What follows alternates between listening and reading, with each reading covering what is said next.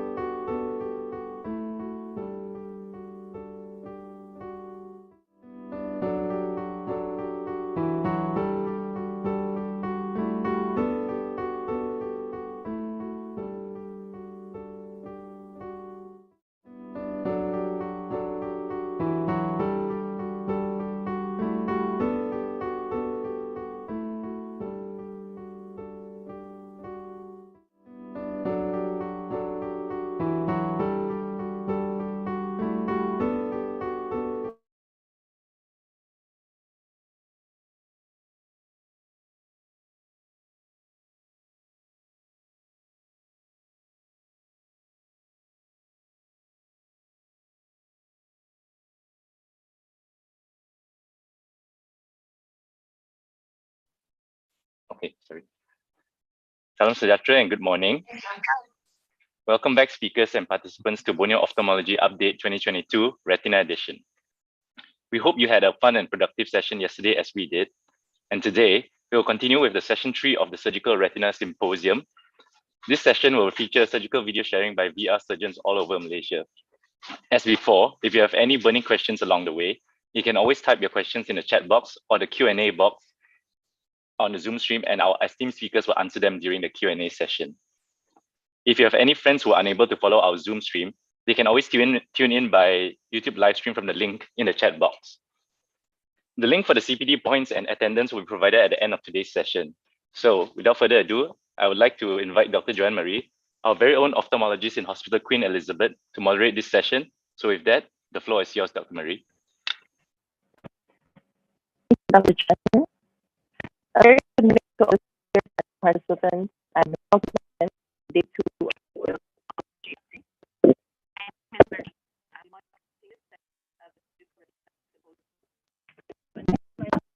the speakers will be sharing experiences.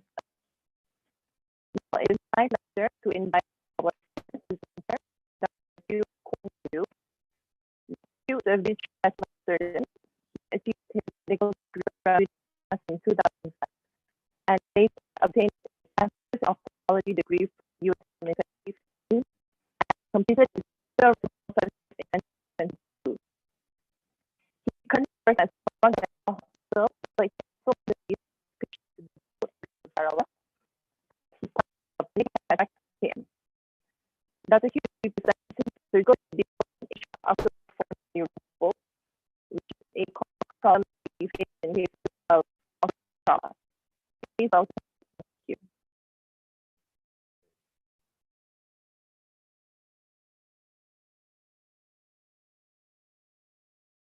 A very good morning to everyone. Today we would like to share a case of an intraocular foreign body. This was a 42-year-old man with no medical illness. His right eye hit by the foreign body while cutting the grass at home. He sustained right eye corneal laceration, traumatic cataract with a capsular breach, and intraocular foreign body. There was a hyperdense foreign body seen in the CT orbit. Right eye corneal TNS, lens aspirations, and intravitreal antibiotics injection was done at the referring hospital. Some cortical matter left in the anterior chamber due to posterior capsule defect. His right eye vision was hand movement, left eye 6/6. The intraocular pressure was 10. The fundus showed pro view.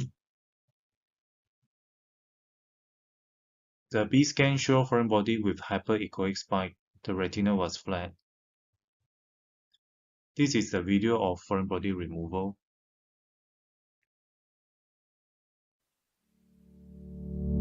The cannula was inserted.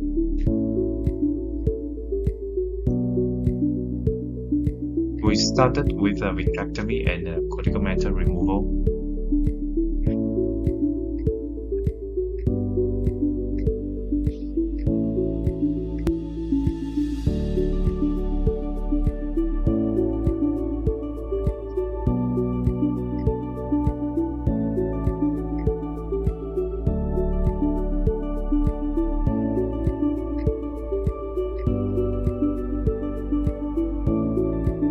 The vitreous looked clear and there was no PVD.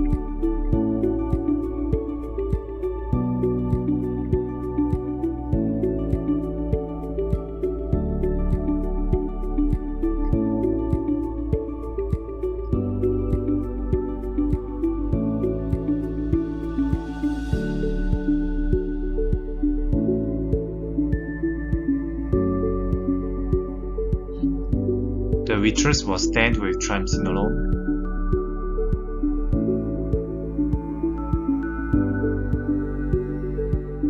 PVD was induced.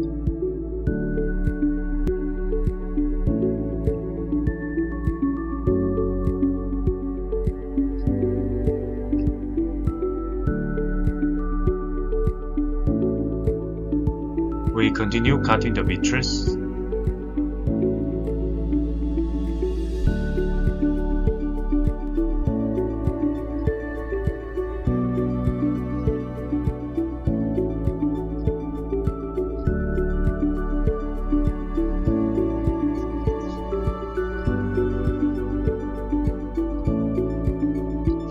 There was a foreign body sitting on the inferior retina.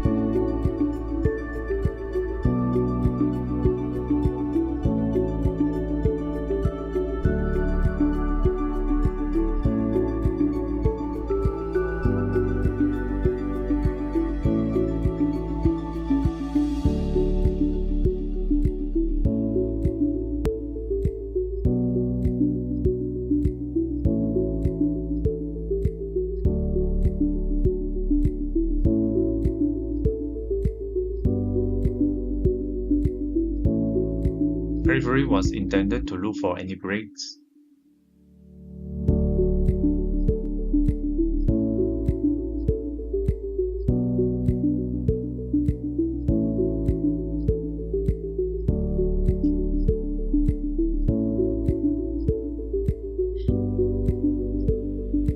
We continue to trim the vitreous around the foreign body.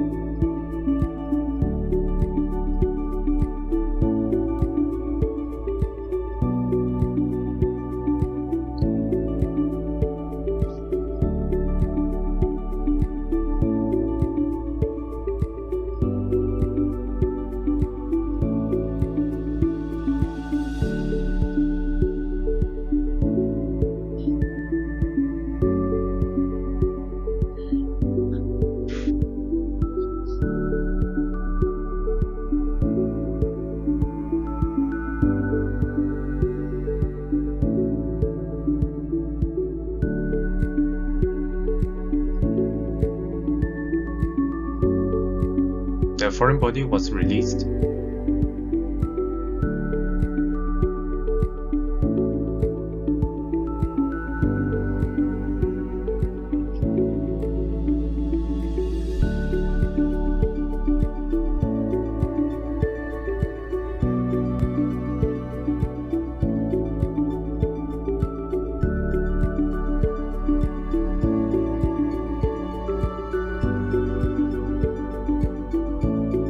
Intraocular magnet was inserted.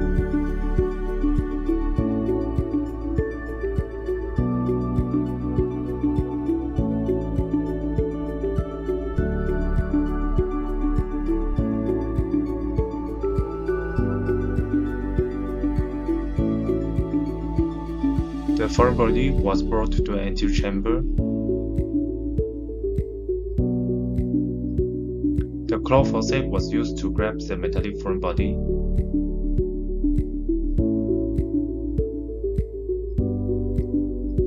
We tried to deliver the foreign body, but the wound was a bit tight.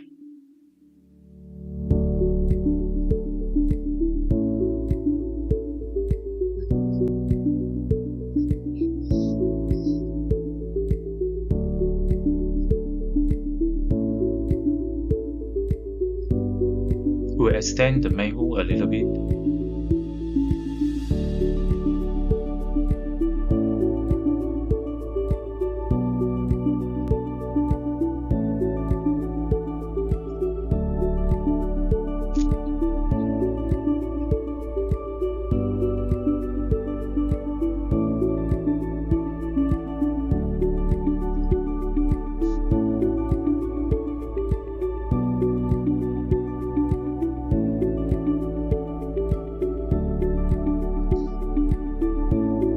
The foreign body was successfully removed.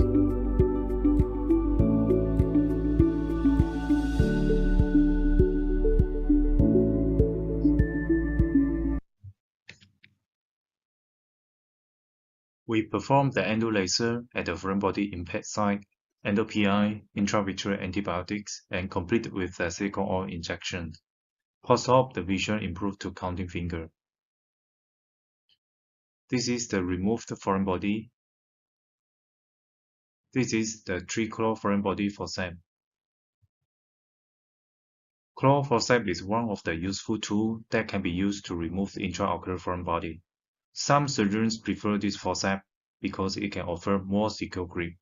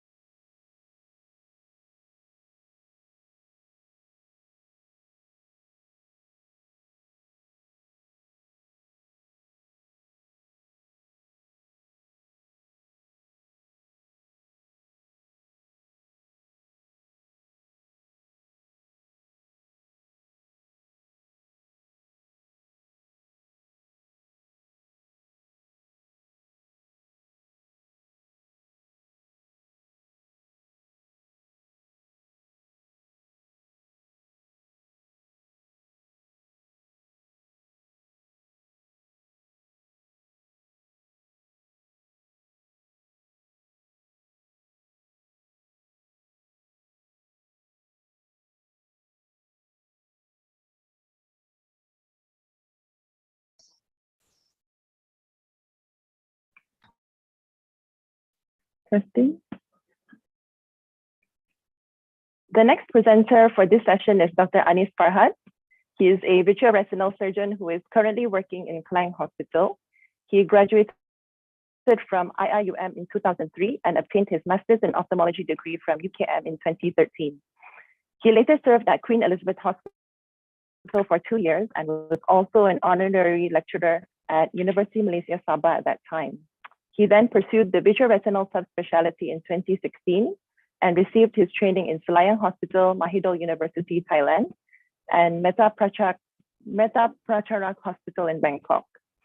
Today, he will be showing us his video on IOL dislocation and scleral fixated IOL implantation using the Yamane technique, a technique which has created plenty of buzz in the recent years. Please welcome Dr. Anis.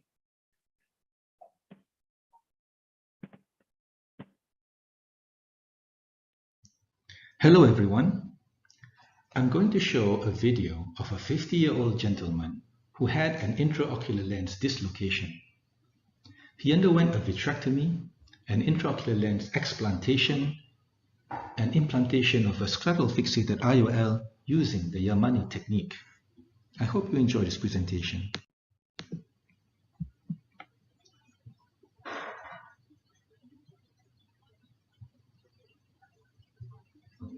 So I begin by marking 2 lines on the cornea.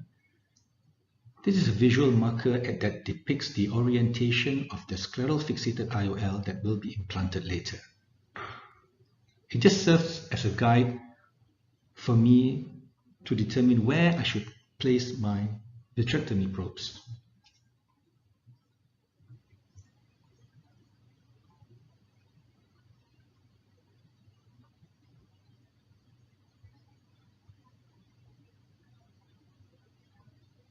I've got the infusion line set in.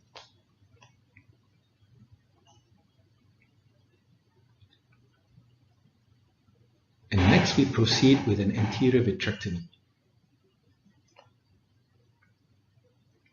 Basically what I'm trying to do is remove any attachments to the IOL capsule bag complex so that the lens can fall back nicely into the eye.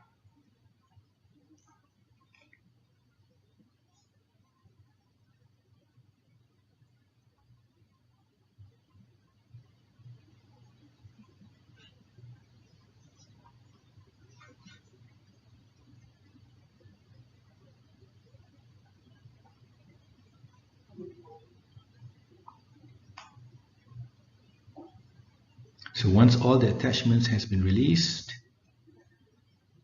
you can see the IOL falling back into the eye.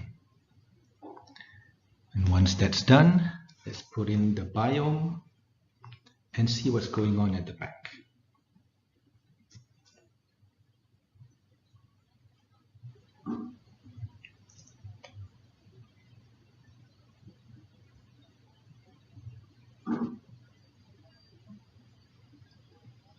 So we can see that it's actually a foldable plate haptic IOL, which is still inside the capsular bag.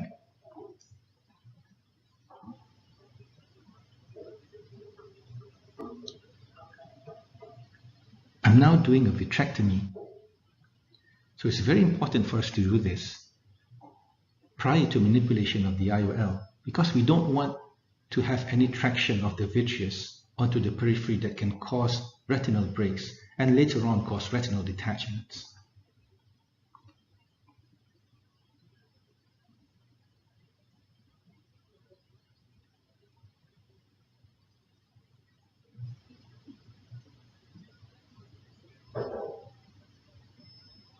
You can probably tell that this is a myopic eye.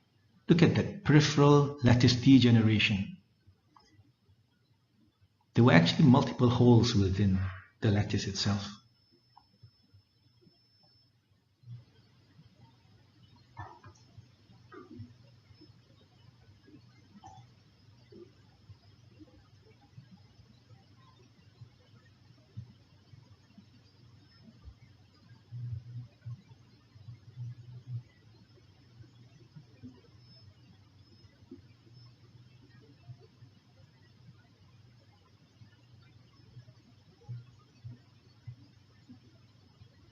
Once the vitrectomy is done, I use a pair of serrated microforceps.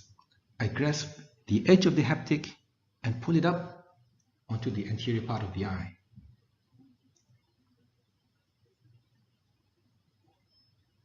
Next order of business is to bring the IOL into the anterior chamber. I use a keratome and I make a corneal wound 90 degrees to the corneal marking that I made previously.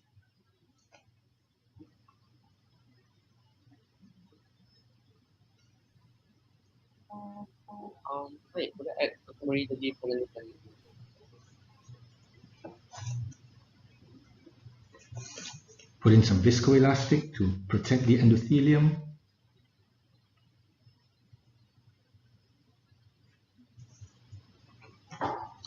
So I use a microforceps.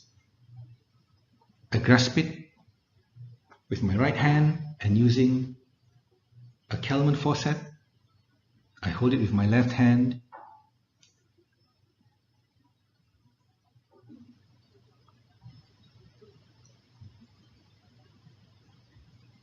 And I take a Kublen hook and I try to tease the iris away from the haptics while trying to simultaneously pull the IOL into the anterior chamber.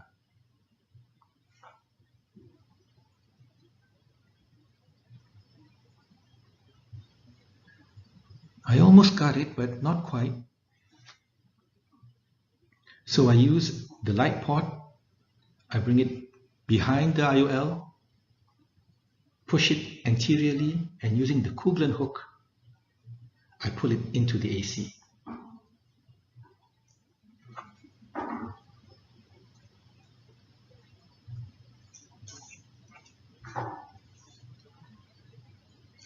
Next, I will align the longitudinal axis of the lens with the main wound. There are several ways that we can remove or explant this IOL. I decided to make a parasynthesis.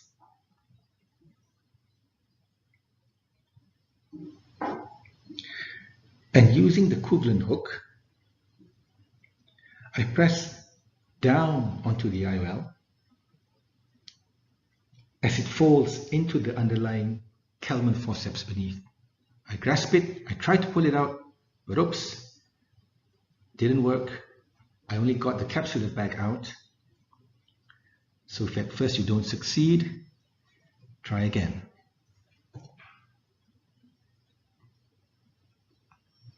Same procedure, Kublen hook in, Kelman forceps in, press down, grasp and fold the IOL, twist it, and out it goes.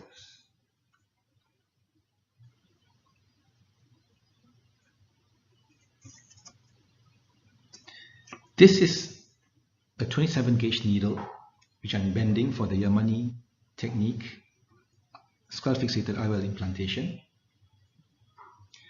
So the bevel of the needle is facing the main wound, and using a needle bender, I pull the syringe vertically upwards and bend the needle to about 70 degrees.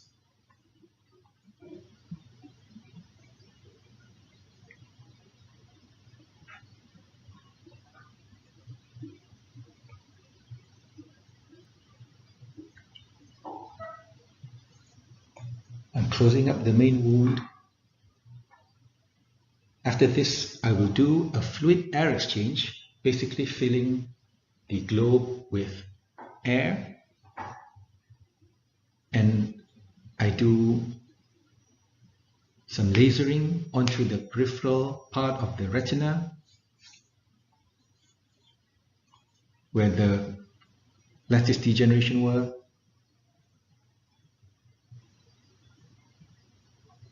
Next, I close up the sclerotomies with absorbable vital sutures.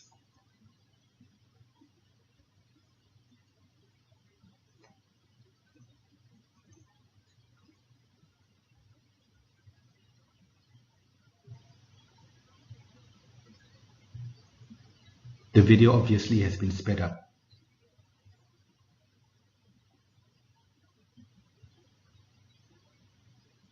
So again, I remark the axis where the IOL will be implanted, and I measure 3 millimeters on the caliper and make a marking 3 millimeters from the limbus.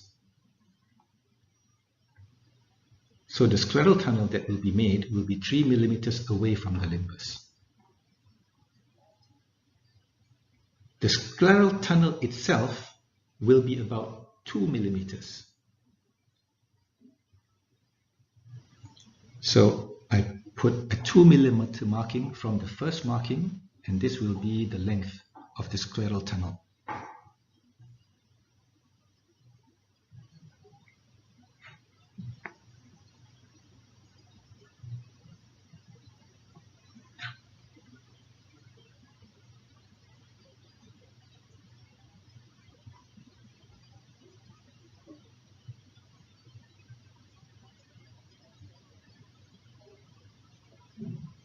Before making the tunnel, I mark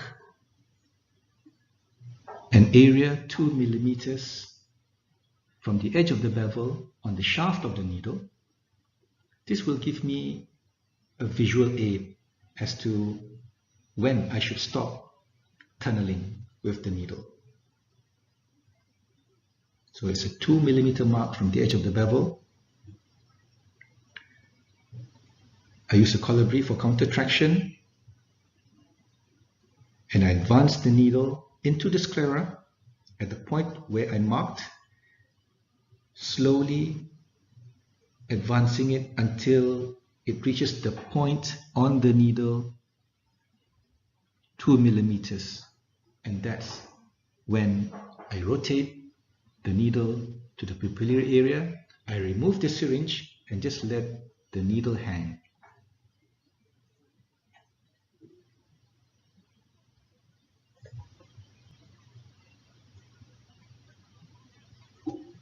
The same procedure is repeated for the other needle.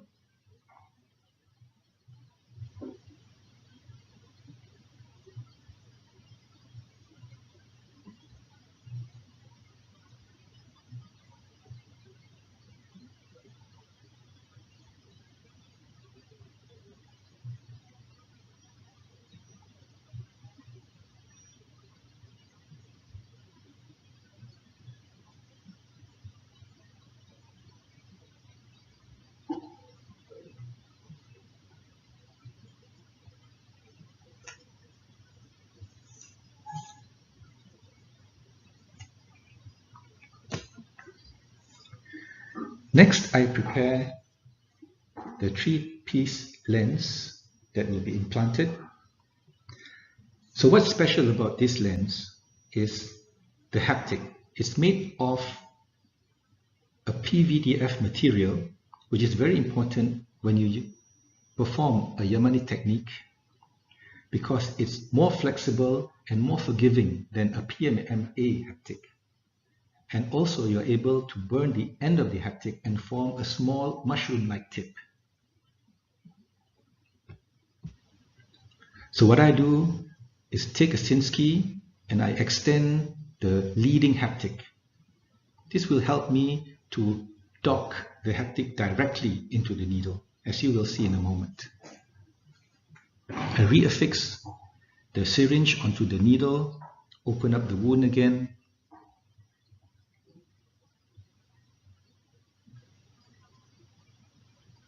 put in some viscoelastic to coat the endothelium.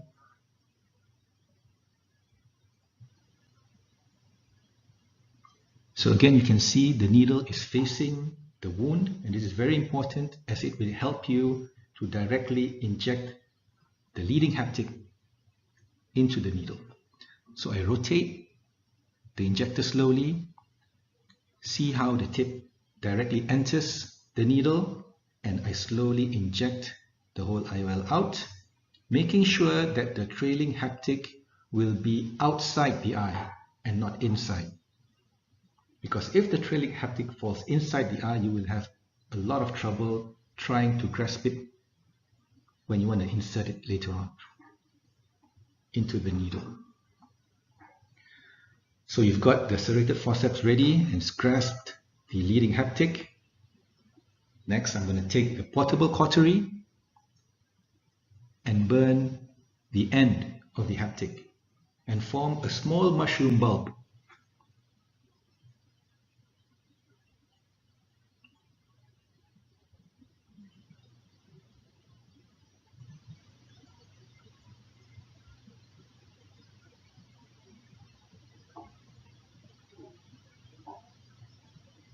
That bulb is what's holding the IOL from being dislodged into the eye.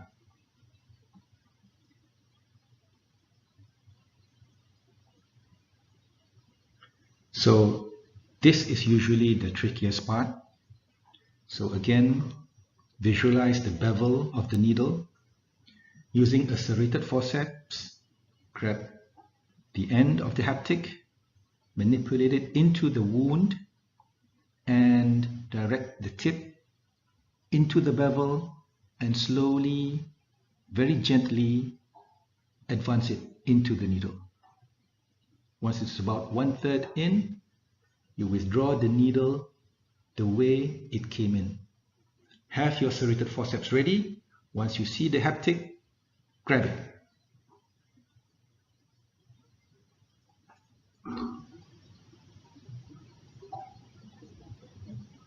So the portable cautery makes a small mushroom-like bulb at the tip.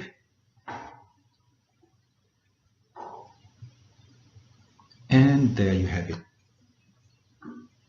Skull fixated IOL using the Yamane technique.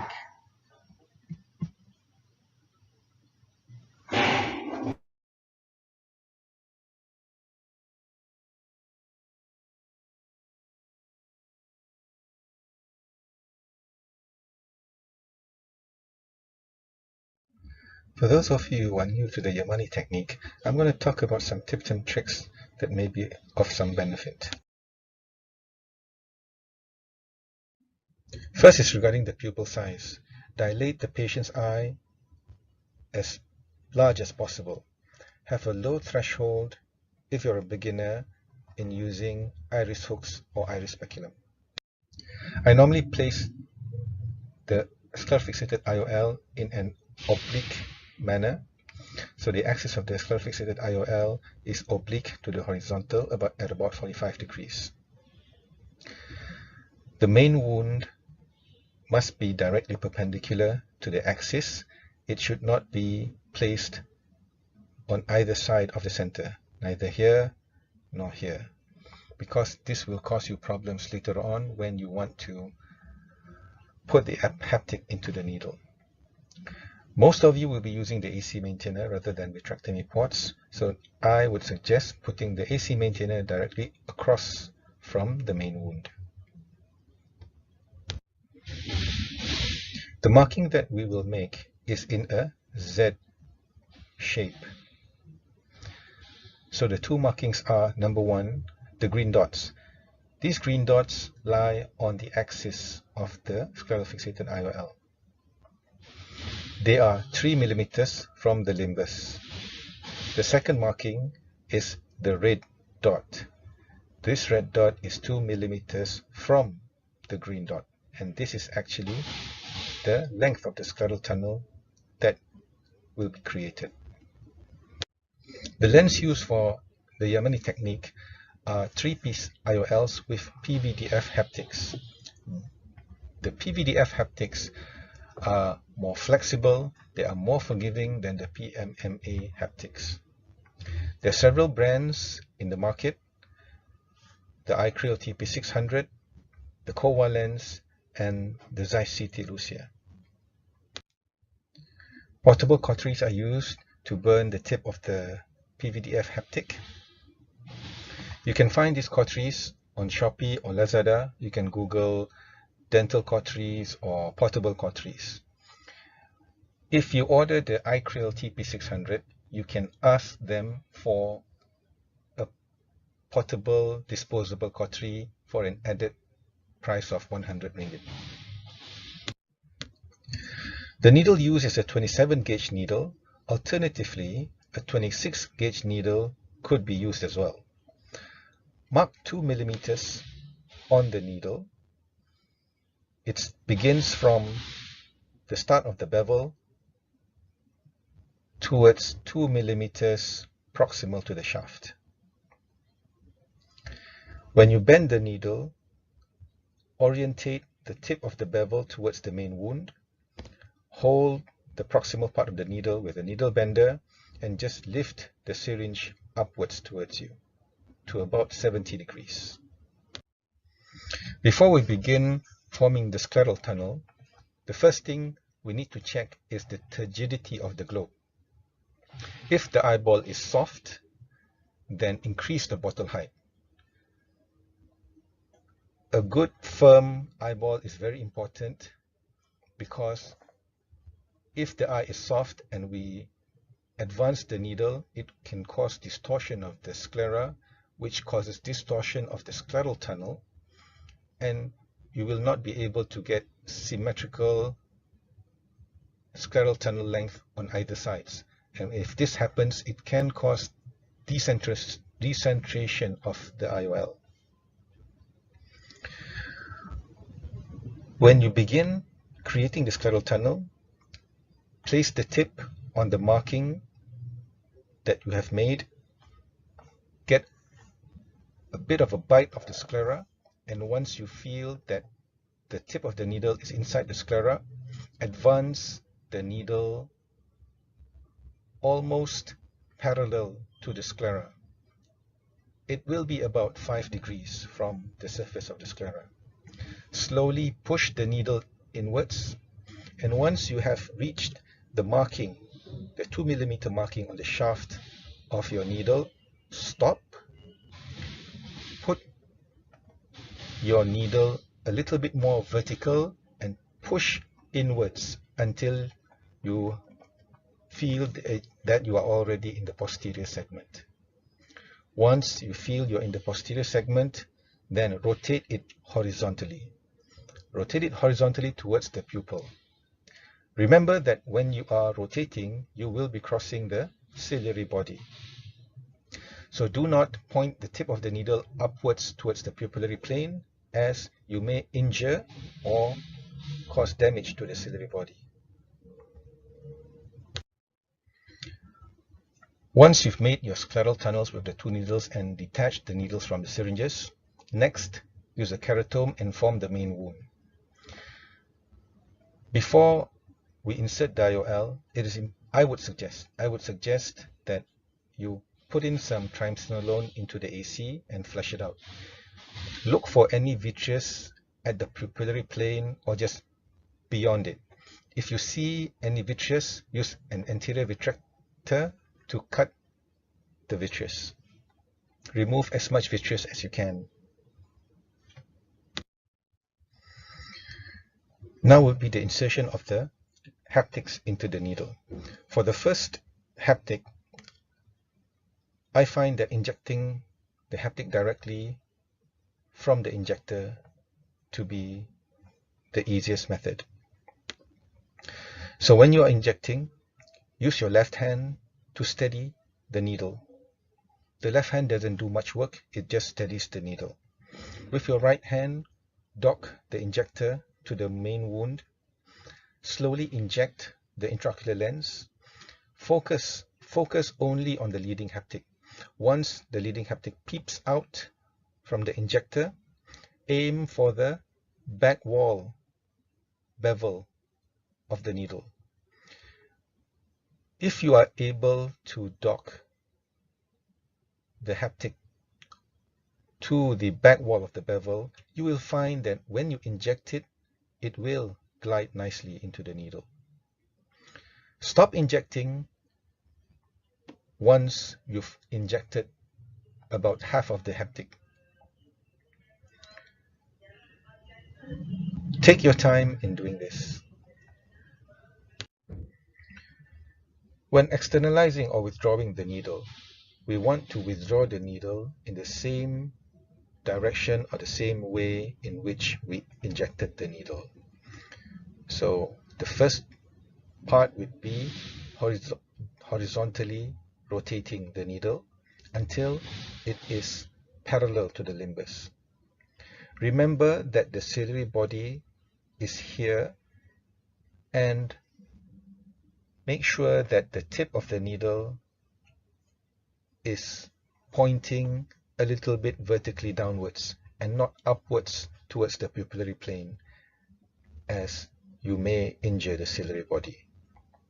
Once the needle is parallel to the limbus, slowly withdraw and have your serrated forceps ready to grab the haptic when you see it.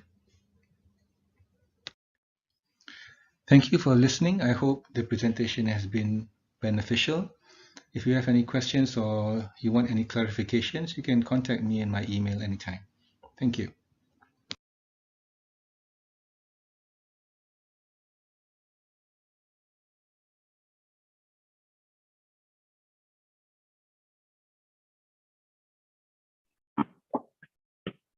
Thank you, Dr. Ali, for your tips and tricks in performing the Yamane technique, and also for bringing us the important message: if at first you don't succeed, try again. If you have any questions for Dr. Ali, please type them in the Q&A box and we will address them later on. So the final presenter for this session is Dr. Mohanarasan Retina. He is a visual retinal surgeon who is currently practicing at the Asia Eye Specialist Center, London. He graduated from IMU and obtained his master's in ophthalmology degree from University of Malaya in 2015. He then ventured into Retina and was trained in Hospital Maya, Hospital Raja Permaisuri Bainu, and Flinders Medical Center in Adelaide, Australia.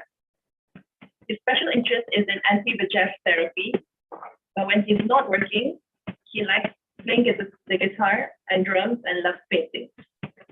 Today, Dr. Mohan will be presenting his surgical video entitled RRD with Macular Hole, a role for the evergreen scleral buckle. Let's give a warm welcome to Dr. Mohan.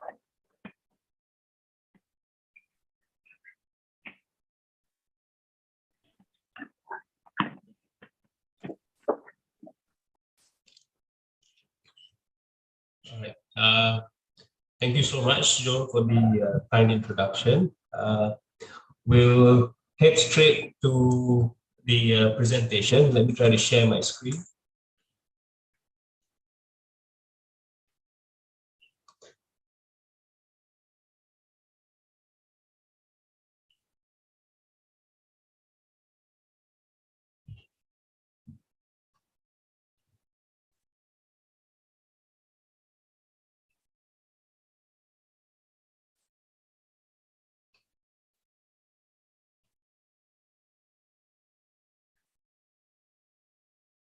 All right, so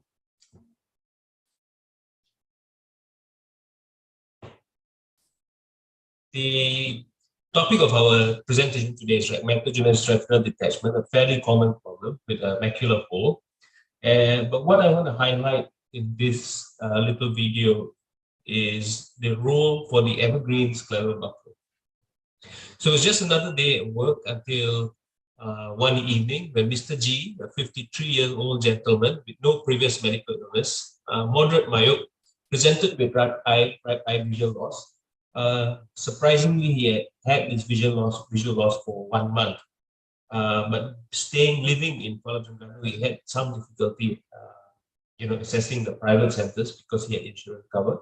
So he eventually made it to us, and upon examination, he had visual acuity of hand movement in the right eye, presence of RAPD.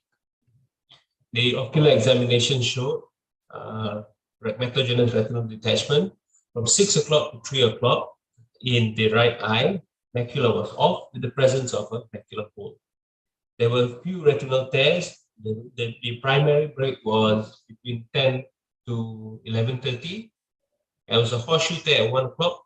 There were 2 atrophic holes at 5 o'clock, and there was a macular hole as well. And you see that in the OCT image at the bottom. And he was PVRA, and we scheduled him for surgery the next day. So what were the things that we wanted to consider in this case? is number one, the age. Whether to combine a cataract surgery together with the vitreoretinal surgery. But if you look at the image at the top right hand corner here, that you find that he didn't have that much cataract. So I decided not to combine it with a phacoemulsification. Then we had to consider the number of retinal breaks and location. So he had retinal breaks in a few different quadrants, which would make tamponade pretty difficult if you put in gas alone. He had a macular hole as well, which required him to position face down. And because we were going to do the surgery under local anesthesia, duration of surgery was important. So to combine too many procedures would make it difficult for patient to be compliant to lying still, or whether patient will be comfortable for the duration of surgery, as well as the effectiveness of the local anesthesia. We also know that corneal clarity will diminish with the longer the surgery goes. So we also spoke to the patient about his needs, his work, travel, and the other I had good vision, so it was easy for us to make that decision. And he had no need to fly or travel. In the end, I opted for a right eye scleral buckle, 23 gauge pars plana vitrectomy, internal limiting membrane peel, endolaser, and silicone oil under peripalpal anesthesia, taking into consideration all the factors above. Right.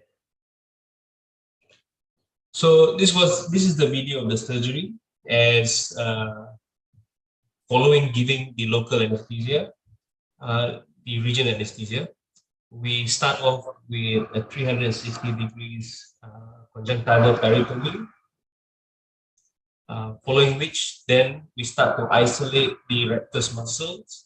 And you can see here I'm starting off by isolating the lateral rectus muscle, the easiest one for us to kind of isolate. Right?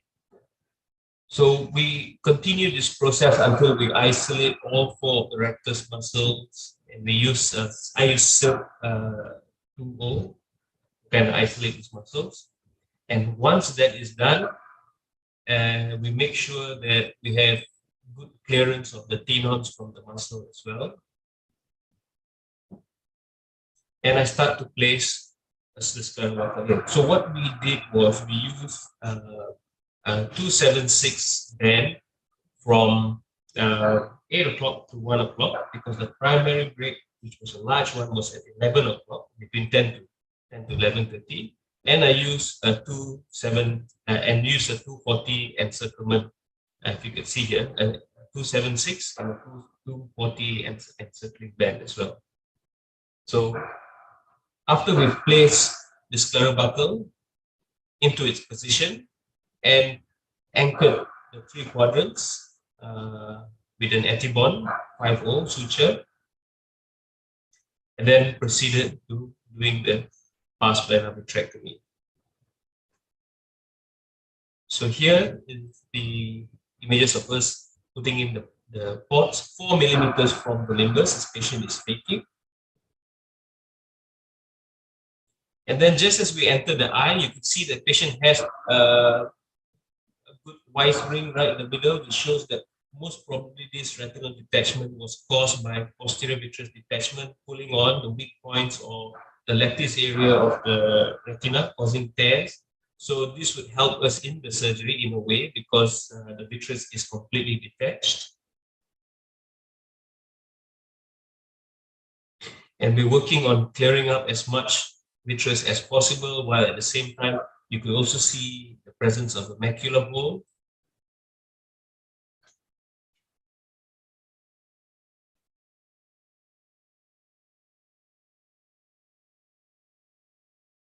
And occasionally you get to see the break at the top of your screen, the primary break between 10 to 11:30 clock hours.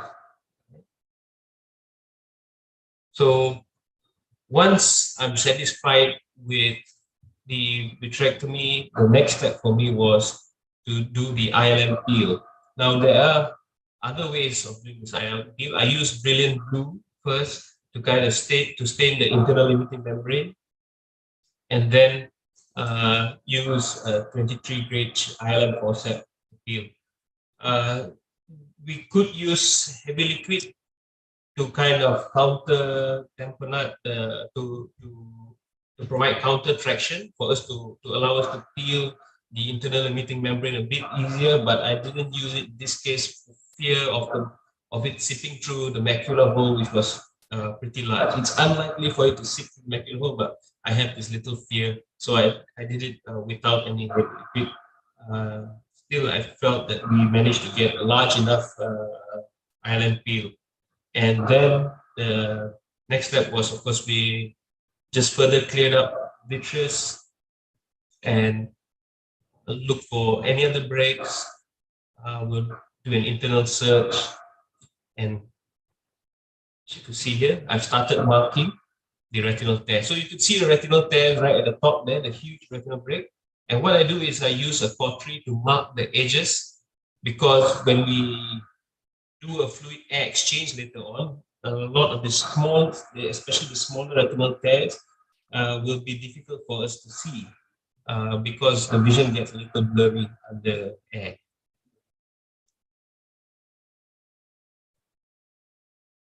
Okay. There again, we're trying to mark all the edges of the retinal breaks. Further clearing up the vitreous. This is the internal search. You find a few breaks here and there.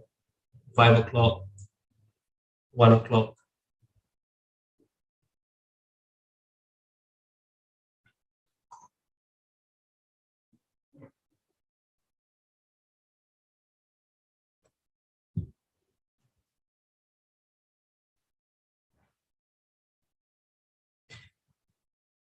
Okay, so at this stage, I'm doing a fluid air exchange to flatten out the retina, to drain all the subretinal fluid out while replacing the cavity of the vitreous with air.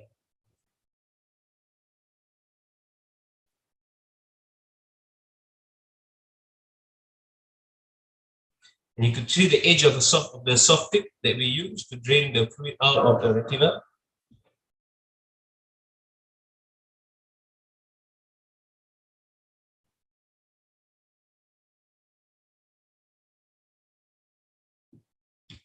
And then at the end of it, we drain out the remaining fluid from the posterior pole. Okay. So once we've got a good flat retina, then we further tighten the scleral buckle and also anchor it.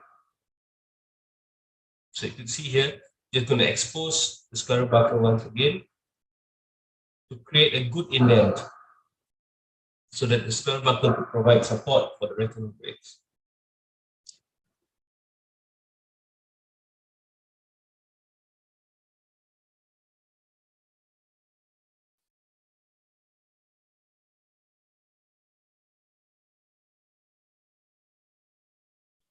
So once we've done that, we'll go back into the eye, remove whatever remaining fluid is in there, and we'll move to the next part where we start to apply lasers to the retinal breaks. This is us doing the laser.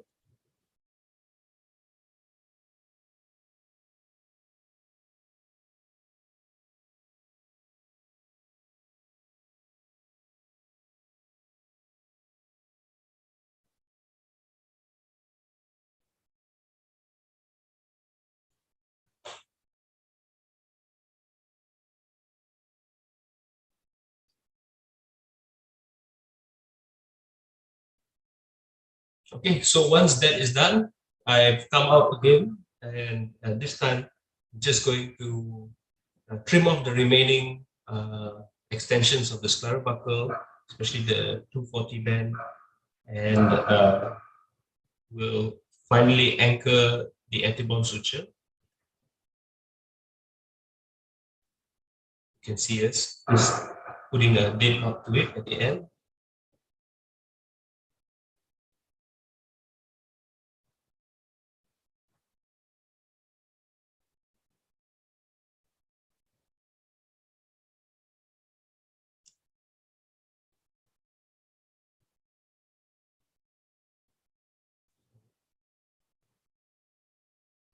And this is us then filling up the eye with silicone oil.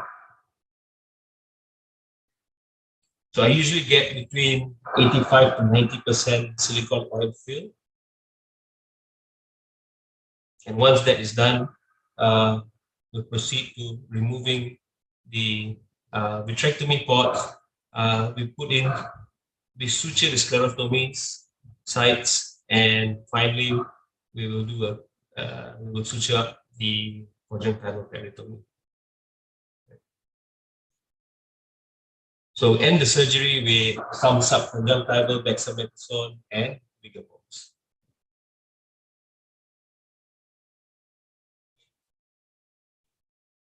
So this patient on day one progressed pretty well. He presented back on day one post-surgery with a vision of count finger, intraocular pressure of 14.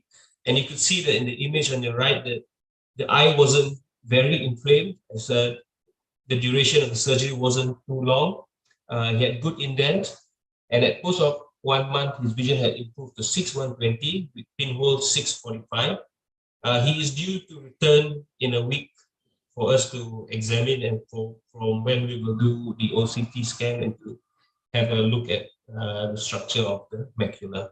So he had good silicone oil fill, no signs of sclerobuccal extrusion, intraocular pressure was 19, and retina was well attached. The long-term plan for him, of course, is to do a phacoemulsification intraocular lens, removal of silicone oil at 4 months post-operative. So one of the take-home messages that I wanted to present here is that sclerobuckling remains an important skill in the armory of a retinal surgeon, either as a primary form of treatment of retinal detachment or as an adjunct to vitrectomy. See in this case that sclerobuckling worked well due to multiple reasons that we mentioned earlier. Now, it's very important that we get detailed pre-operative assessment, which includes clinical examination and history taking, because it ensures proper planning, method of surgery, and instrumentation preparation, as well as organizing an individualized plan for the patient, i.e., we take into consideration the patient's work commitments, travel plans, need for immediate visual functions, etc. In this case, the reason for choosing sclerobuckle, which was a 276 segmental buckle with a 240 encirclement, together with silicone oil as the tamponade, was due to the fact that we had multiple breaks in different quadrants of the eye, the chronicity of the retinal detachment. He had a macular hole, so there was going to be a lot of difficulty in positioning as well, which made up my mind on the method of surgery. Thank you.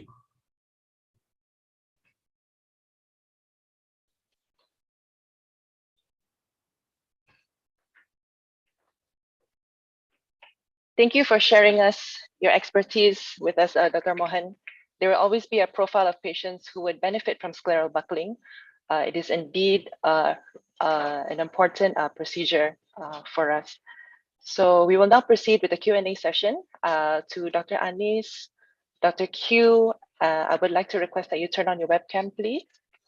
And we are lucky today to have Dr. Chong Ying Jun joining us as a panelist. Dr. Cheong is a visual retinal consultant and head of the ophthalmology department of Sarawak General Hospital. If you have any burning questions for Dr. Anis, Dr. Mohan, or Dr. Q, now is the time to add them in the Q&A box, and we will address them to the panelists.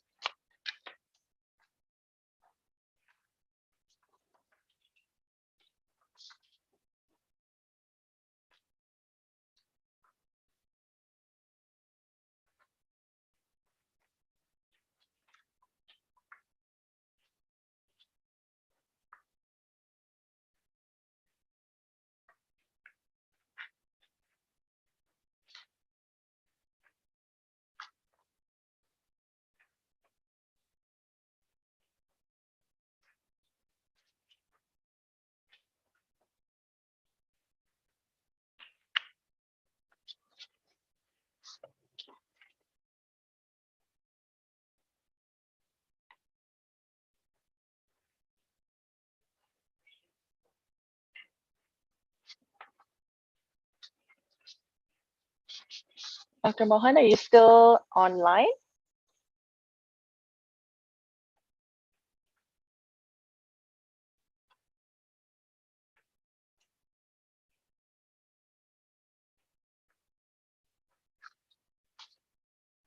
While waiting for Dr. Anis and Dr. Mohan, I will just read out some questions that we have from the participants. This is regarding intraocular foreign body removal. So the question is, in cases of open globe injuries, IOFB removal is usually done as a second stage procedure after primary TNS has been performed. I think I'll address this to Dr. Q. Do you have any particular advice for trainees or ophthalmologists who perform this primary closure, knowing that you would need to perform IOFB removal later on?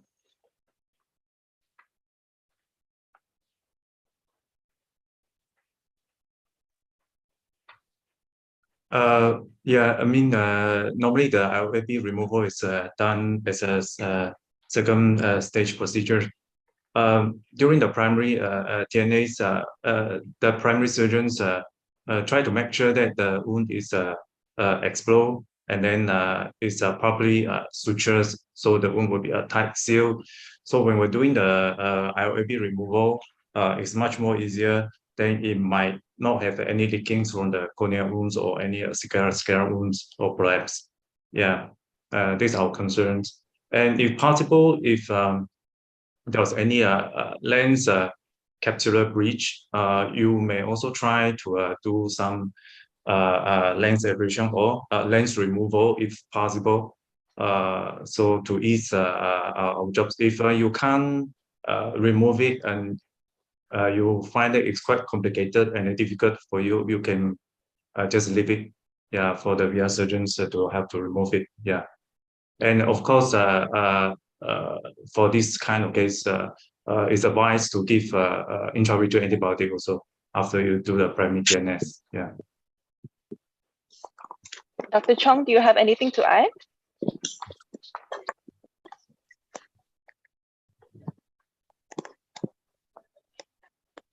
I think you need to unmute yourself. Sorry, I forgot to unmute. Yeah, the other thing is that along the way when we try to remove the IOFB, sometimes we may not be able to gauge what's the size of the IOFB itself. When we go in, then we only realize how to orientate to remove it. So like for example, the forceps that we have used in the video just now was actually quite good, but in a way, like if let's say the shape of the IOFB is sort of like an elongated one, so we can actually use this three-prong IOFB forceps to clamp in a way that the longest orientation of the IOFB in a parallel orientation with the shaft of the prong. So in a way that when we remove it, say be it through the sclerotomy wound or through the corneal wound, then there's less of a need of us to extend the wound as well. Yeah. So the other thing will be that nowadays when we put in the pot, especially the pot that we may decide to explant to remove the IOL through the sclerotomy wound. So usually we will beforehand we will use the MBR blade to make sure that the slit sclerotomy wound would need to be try to be parallel to the limbal orientation, so that just in case when we need to extend the sclerotomy wound to remove the IOFB, then the slit wound won't be end up like a cross wound or like a Mercedes wound. So it's still in a linear wound, and also when we extend, there's less risk that we're going to extend the wound posteriorly and going to hit the retina or involve the ora serrata as well. Yeah, okay. So that's all. An extension to that question would be, what are the methods used for intraocular foreign bodies that are situated more anterior to the ora serrata? I think you mentioned a bit about ora serrata earlier on. Is there a different technique?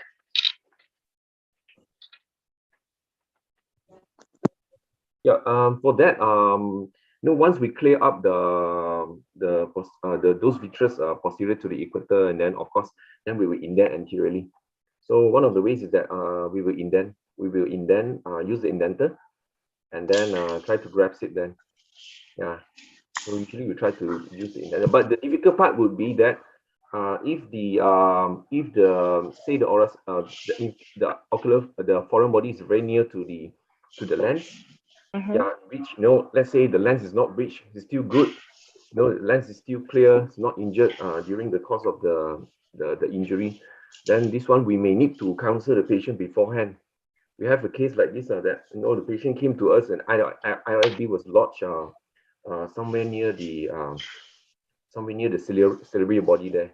Vision was still good, actually 6.6. So this kind of case, we need to inform them just in case, when we indent or what, we may hit the lens. So we may then consider for Lancet or plain phaco in the same setting if this actually occurs during the surgery.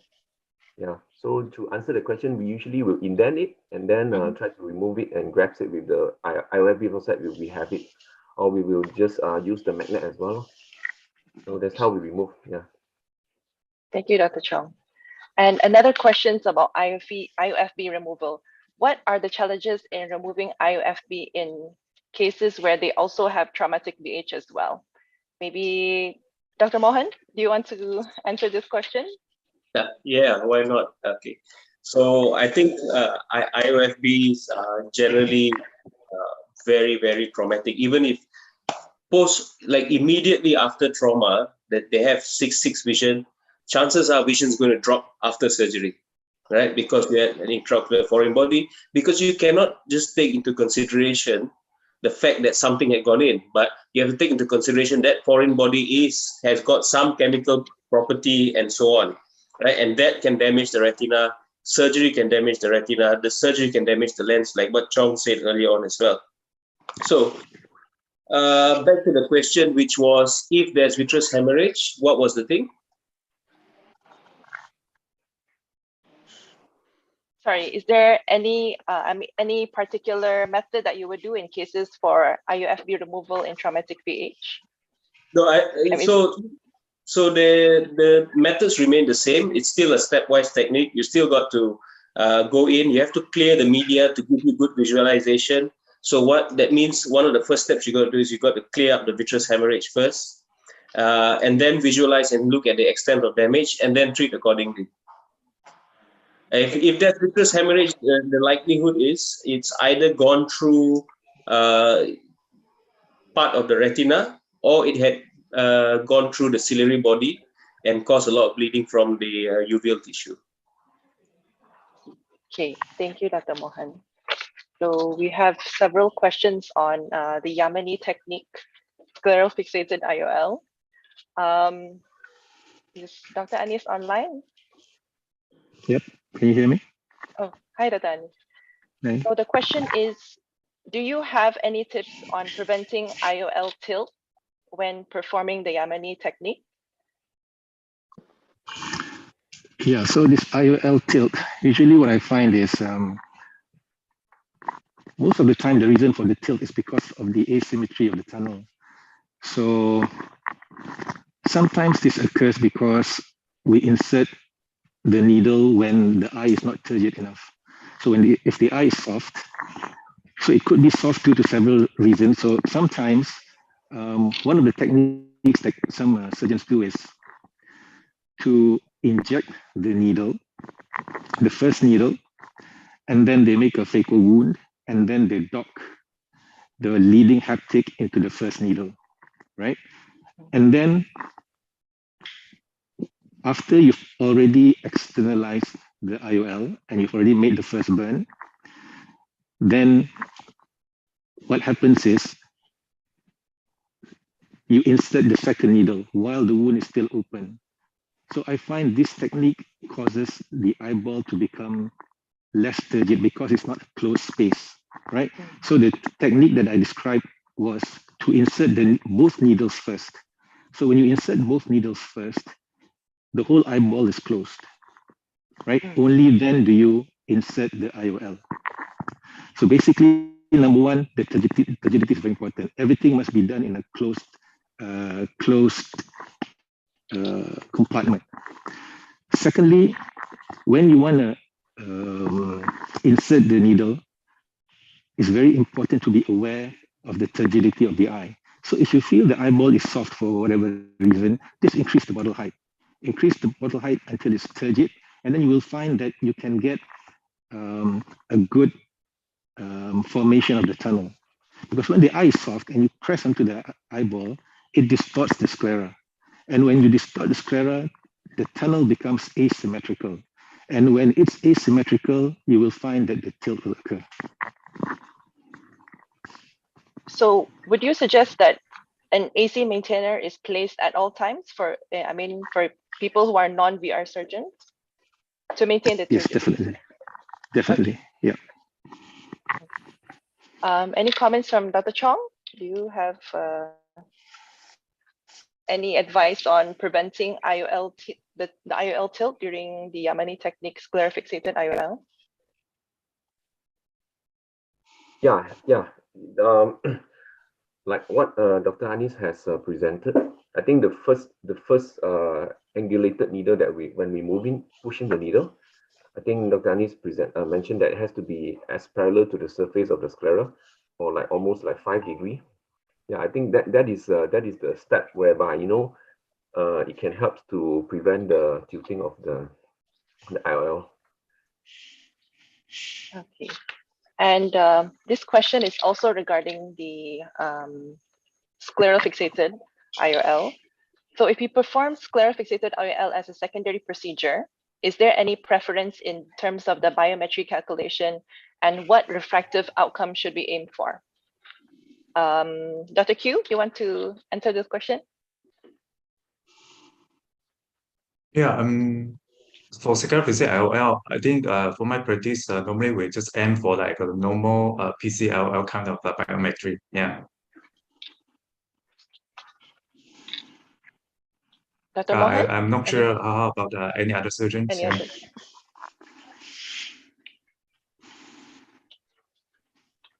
I think you have to unmute yourself. Yeah, so I haven't done enough of it. But so basically, you still aim for emetrope based on PCIL, like what Dr. Q says, because it is going to be more or less in the position of a sulcus if you applied a sulcus IOL, right? It's the same thing that we did when you do the traditional sclerofixated IOL, for which you use sutures to anchor to your sclera. The positions are more or less the same, and even in those cases, we aim for emetrope as well. And with the only benefit from the Yamane technique is that you reduce a lot of astigmatism because you don't apply that many sutures, or you don't apply any sutures at all. So that is one of the added benefits. So it's better for you to go and aim for emetrope instead of trying to kind of account for the astigmatism that may come from sutures because you don't use any sutures. Thank you, Dr. Mohan. And now that we're seeing more cases of post-op cases of patients who've had the Yamane technique sclerofixated IOL done, is there an ideal length where the externalized haptic should be? I mean, is there a length that is too long? And if it is too long, is there anything that we can do? Should we just push it back in at the slit lamp, or should they go back to, into the OT? Dr. Anis, you want to answer this question? I'm sorry, I'm not sure I understand the question. So during the surgery, you mentioned that the haptic is externalized and the tip is burnt to form the bulb. So I think the question is that, is there a particular length that is acceptable when it comes to the visualized or exposed haptic? Is there anything that is too long, or is there an ideal length that it should be? Okay, let me see if I understand the question. So when we externalize the haptic, we're going to burn the tip of the haptic, right? So the amount of burn is enough so that you can see that there's a mushroom tip, so that it doesn't, that it will hold on to the sclera. And but from I think what you're getting at is sometimes when we do this Yamane technique, there is a bit of decentralization if the tunnels are asymmetrical, right? For example, if one tunnel is shorter than the other, you may find that the haptic becomes a bit decentralized. So sometimes in these cases, you may want to, in my experience, I've seen some of the trainees do this, where I've asked them to cut a little bit of the haptic, the longer haptic, and then burn it so that it becomes a little bit more centralized. Okay. Does that answer your question? Or is it something else? But what about the, like, let's say we're seeing the patient post-operatively and the patient is on a slit lamp. Is there a length of exposed haptic that is too long? I see. Yeah. Right. So theoretically it shouldn't be exposed. No. If the tunnels are symmetrical, it shouldn't be exposed. But if it is exposed, that means there's a bit of decentralization. So from what I've seen, I think the patients kind of tolerate it quite well. Most of the time, if the haptic is exposed, it is usually covered by the overlying conjunctiva. But if it is not, and if it causes discomfort and is very significant, then the option will be to go in to cut the haptic, externalize it a little bit, cut it, and then recauterize. Yeah. Okay. And would you suggest performing surgical PI in this Yamane technique? I've not performed surgical PI for my patients, and so far they've not had any problems with intraocular pressure. Okay, thank you, Dr. Andy. So there are questions on scleral buckle. I think this I will ask Dr. Mohan first. So have you had experience in patients complaining of post-op diplopia after scleral buckling, and how do you manage such a case? Yeah, okay. I've not come across any patients complaining of diplopia. I think one of the reasons you take into consideration is that sometimes these cases are quite severe, so they don't get such good vision post-operatively to actually experience a diplopia, first of all. Okay. Secondly, I think if you place the scleral buckle well enough, posterior enough, that it doesn't impede the actions of your rectus muscle, then you don't get the diplopia. If they do get diplopia, then you have to actually kind of weigh the pros and cons of removing scleral buckle. If it was a primary buckle and it has served the patient well, and it's mild diplopia, it can be corrected with spectacles. Sometimes you might not want to remove the scleral buckle. In a combined case where there's tamponade or patient has recovered well and you feel that retina has conformed well enough, you could remove the buckle. But if the diplopia had been there long enough, it might not go away because fibrosis of the muscles would have taken place. So diplopia is a complication we try to avoid. Dealing with it is not easy. A lot of times these kind of things can remain permanent. Patients will never be happy. So I think the important thing is maybe we should think about how we avoid diplopia in the first place through proper placement of the buckles. Make sure it's posterior enough or it's where we want to get it. And also don't overtreat, right? We don't want to put let's say a 276 or 279 band, which I use a 276, but I used it segmentally. I didn't do an encircling segmental band. So your risk of diplopia will be higher if you use an encircling. So I think the choice of buckle is also important.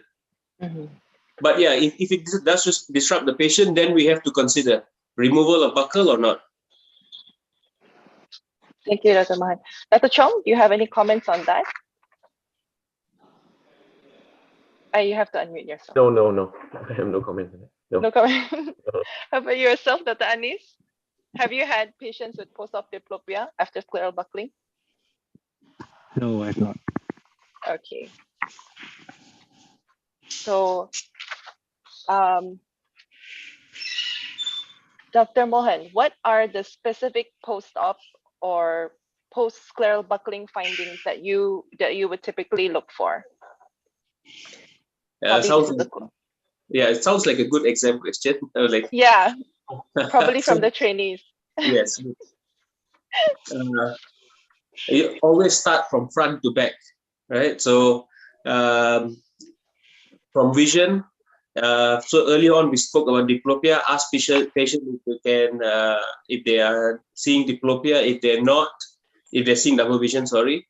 If they don't have diplopia, then move to the front of the eye. Check for extraocular movement. See if you detect any reduction in movement. Some patients have ptosis. If your buckle is too far anteriorly, look out for ptosis as well. And then move on to the conjunctiva. Look at the conjunctiva. Look at whether the conjunctiva is well healed. Look for any signs of thinning of the conjunctiva in areas, especially where the Watsky sleeve is placed, because the sleeve is usually more elevated compared to the rest of the scleral buckle. Right. So if there are any signs of extrusion of the scleral buckle or corneal conjunctival erosion, that is one of the indications for removal of scleral buckle. It is an ophthalmology semi-emergency, right? Because of the risk of infection. And then, of course, you go into the eye and look at the indentation of the scleral buckle. Yep, those are generally the things you look for. And are there any special precautions in performing scleral buckle in high myopic patients with RRD? Yes, definitely. So you know that high myopic patients have longer eyeball in general. So longer eyeballs usually translates to thinner retina, thinner choroids, and thinner sclera, right? So also, the positions of the recti muscle are slightly distorted in myopic patients. It's not the same as patients who've got a normal length eye. So you've got to look at the positions of the rectus muscle, because they might be further back than usual. So make sure you anchor them properly and you isolate them properly. Number two, look for areas of sclera which have no signs of thinning. And be very careful when we are putting in the filters, especially because you don't want to pierce the entire scleral thickness. Mm-hmm. And one of the precautions that we do, we learned this when we were in Selayang from our mentor, Dr. Zabri. For myopic patients, he actually does the suturing under the microscope. And that helps a lot in making sure we don't go too deep. Dr. Chong, is there anything that you want to add? I mean, if intraoperatively we accidentally pierce through it, so what we can do is that just cryo over the pierce area, and then try to do another new mattress, create another new mattress suturing. Probably I'll make sure that the pierce area will be covered up by the buckle then. Yeah. Okay. This is another question on intraocular foreign body. I think, Dr. Q, can you answer this question? Are there any instances that you consider that it would be best to leave the IOFB inside too? And if you do decide to leave the foreign body inside too, how would you manage the patient differently in terms of the medical management or in terms of the monitoring? Most of the time, I think the IOP will try to remove it if possible, but there are some circumstances that we can't remove it. If we think that the cornea impedes our view, that we can't proceed with our VR procedures. So in such case, we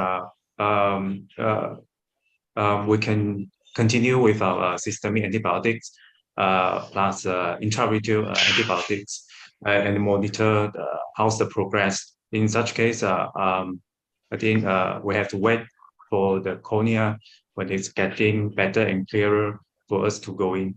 Yeah. Dr. Anis, is there anything that you want to add? The question was, what was the question again? Is there any instances that you would just leave the intraocular foreign body in? And if you do leave it in, is there any different way that you will manage them or monitor them?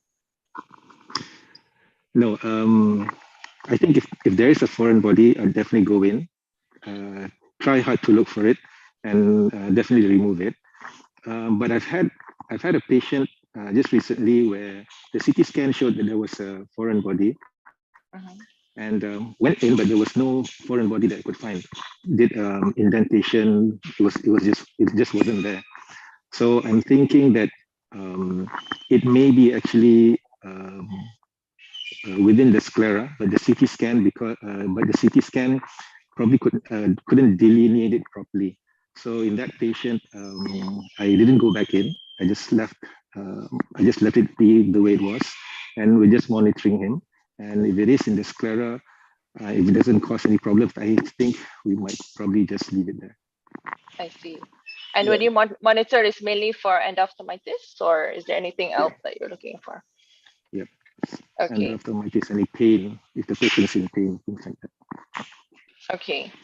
I'll just add something. Like, I think this one's if you are in an area with no vitreoretinal services, make sure if you know what material had gone in, that helps a lot. So some inert material can be left in, right? So if you're looking about silicone, acrylic, obviously, because they use it, glass particles, and patients have got good vision, no vitreoretinal services, but of course, don't make the decision yourself. Send images, speak to a vitreoretinal surgeon. They can be left in if there are no signs of infection, right? But in most circumstances, we still try to remove it. The other one which we can remove, we can leave behind are those that are retroorbital, which stays within the orbital cavity and just behind the eyeball. So if you can deal with the retina per se, and you can just leave the foreign body be. Okay. And do you have, would you give prophylactic antibiotics for a long time, or? Yeah, so all other medical practices, all other precautions apply. Doesn't mean you just leave and not do anything about it. What we mean by leave is avoiding surgical intervention, but monitoring, medication, antibiotics, blood results to monitor any signs of early infection, all those the standard things that doctors will have to do will apply. Okay, thanks, Dr. Mohan. Another question here is, are there any absolute contraindications for scleral fixated IOL?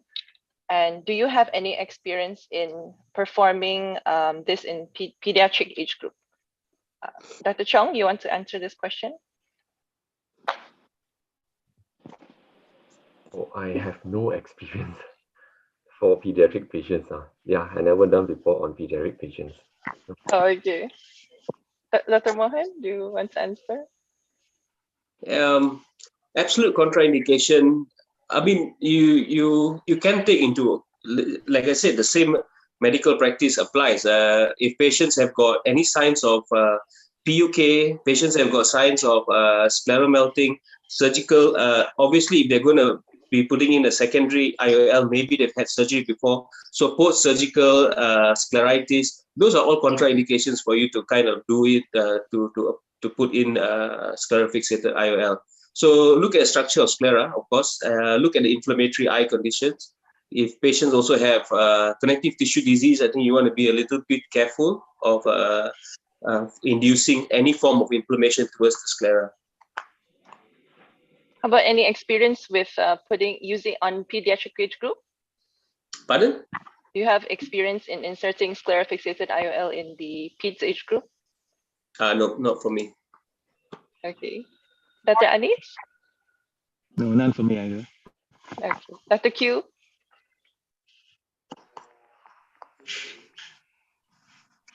So, what's the question? Do you have any experience in inserting scleral fixated IOL in pediatric patients? So far, I don't have the experience. Yeah. Okay, all right. So another question is also about the scleral fixated IOL. Is there any tips to protect the endothelium when using the folding technique to remove IOL, the IOL? Dr. Anis, you want to answer this question? Yeah, definitely put some viscoelastic. You need to coat the endothelium. And I find that for myself, during the early, during the first few attempts, and also with the trainees, I find that post-operatively, the patients do get corneal edema. So I suspect it's because there's poor protection of the endothelium. So sometimes we don't realize that during the manipulation you may cause some inadvertent damage to the endothelium. So use some viscoelastic, cover endothelium, and also fill up the AC with viscoelastic. I think that would help. Okay, I think this is probably the last question. How differently would you manage a intraocular foreign body on the macula? Dr. Q, you want to answer this question? It's kind of a tricky situation also. It's quite complicated if the foreign body is on the macula, especially if it's hitting the fovea. So yeah, basically we still try to remove it. Yeah, but I think the intraocular magnetics will be more helpful rather than using the forceps. So we'll try to remove it with the magnets, and if you leave any cause any macular hole or any problems, that one I think we still can wait for another second surgery later after the wound is better and healed. Yeah. Yeah, of course, we have to watch out for all those retinal detachment, all those consequences, especially. Dr. Anis, do you want to add on anything? No. I think also, like, if you see if there's what's the material that is in the eye, right? So those that are a little lightweight, let's say if it was plastic material, what you could use heavy liquid to kind of float it up, and then push it up if you don't have, if you can't use magnet, because we are just assuming that it's metal foreign bodies, right? But if it's not metal, what do you do? So you can use heavy liquid to kind of float the material up on the posterior pole, and then you can pick it up. Okay. Are there any more questions from the participants? Yeah, I have one question for Dr. Mohan. Yeah, is it commonly you use 276 tire for the combined SPPPP surgery? Well, not a lot of times I just use the 240 if it's because a lot of the cases we get are pseudophakic RRDs. But in this case, the primary break was really large, 1.5 clock hours. It's gaping, so I needed a good broad support over the break, and so that's why I use a 276. I rarely use the 279 because that gives you even a higher and broader indentation, and it's more difficult to apply. So my most common is 240. And if I need to do encircling, which require higher indentation, then I use the 40 band. If I need broad, I use the 276. And if I need the really broad one, then I use the 279. But that is generally the frequency of which I use: 240, 40, 276, and then the 279. Mohan, you tried 41 band before? You're talking about encircling, right? Yeah. Oh, no. Mohan, sorry. The question is my question is your choice of the buckle is dependent on the size of the break. Is that right? Size and the length as well. Okay.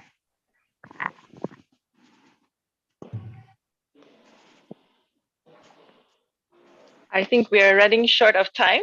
Thank you so much, Dr. Q, Dr. Mohan, Dr. Anis, and Dr. Chong for joining us today. And thank you for all the participants for your questions.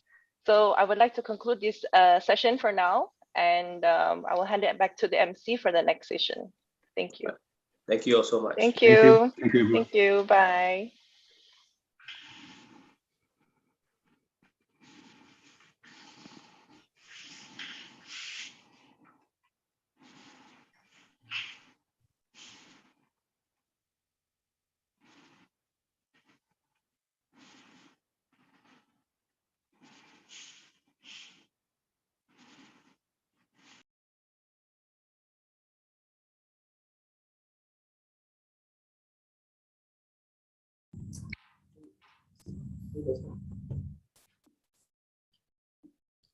Thank you to all speakers for the very informative surgical video sharing. And thank you to Dr. Marie for moderating the Q&A section just now as well. We will be having a short break and we'll resume at 10:40 a.m. for the next half of today's session. We will see you in a while.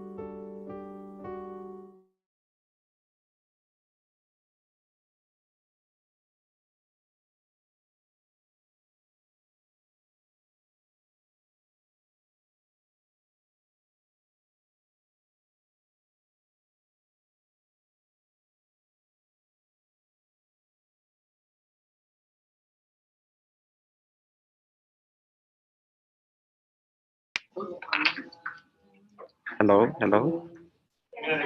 Dengar? Okay. Okay. Video? Oh, okay. Are you sure? Okay, boleh. Okay. I'm so worried for you.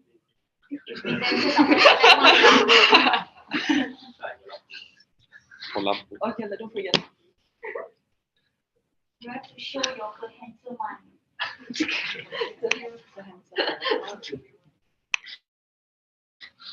One of them.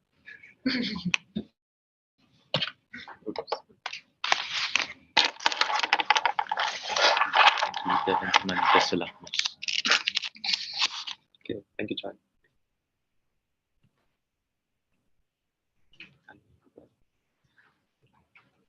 Oh, yeah.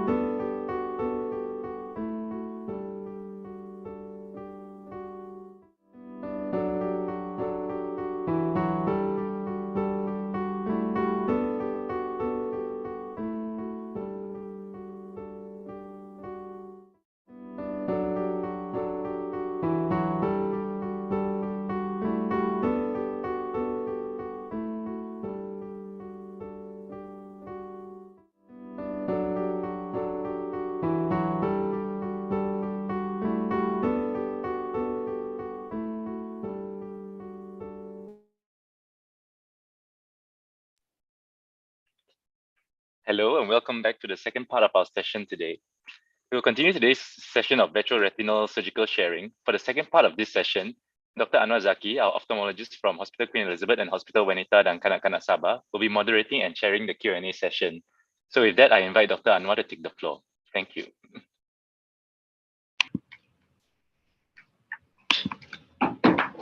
Thank you to the MC, Dr. Chan, and welcome back everybody.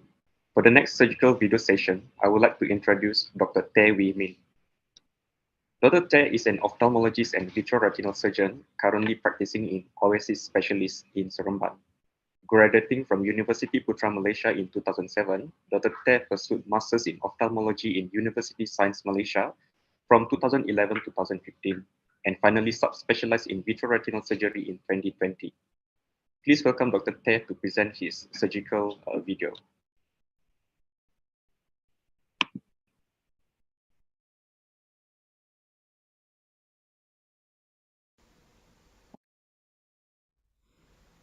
Hello everyone, thank you very much for having me. First of all, I would like to thank the organizers, especially to Dr. Yati for the invitation to participate in this year's Borneo Ophthalmology Update Retina edition.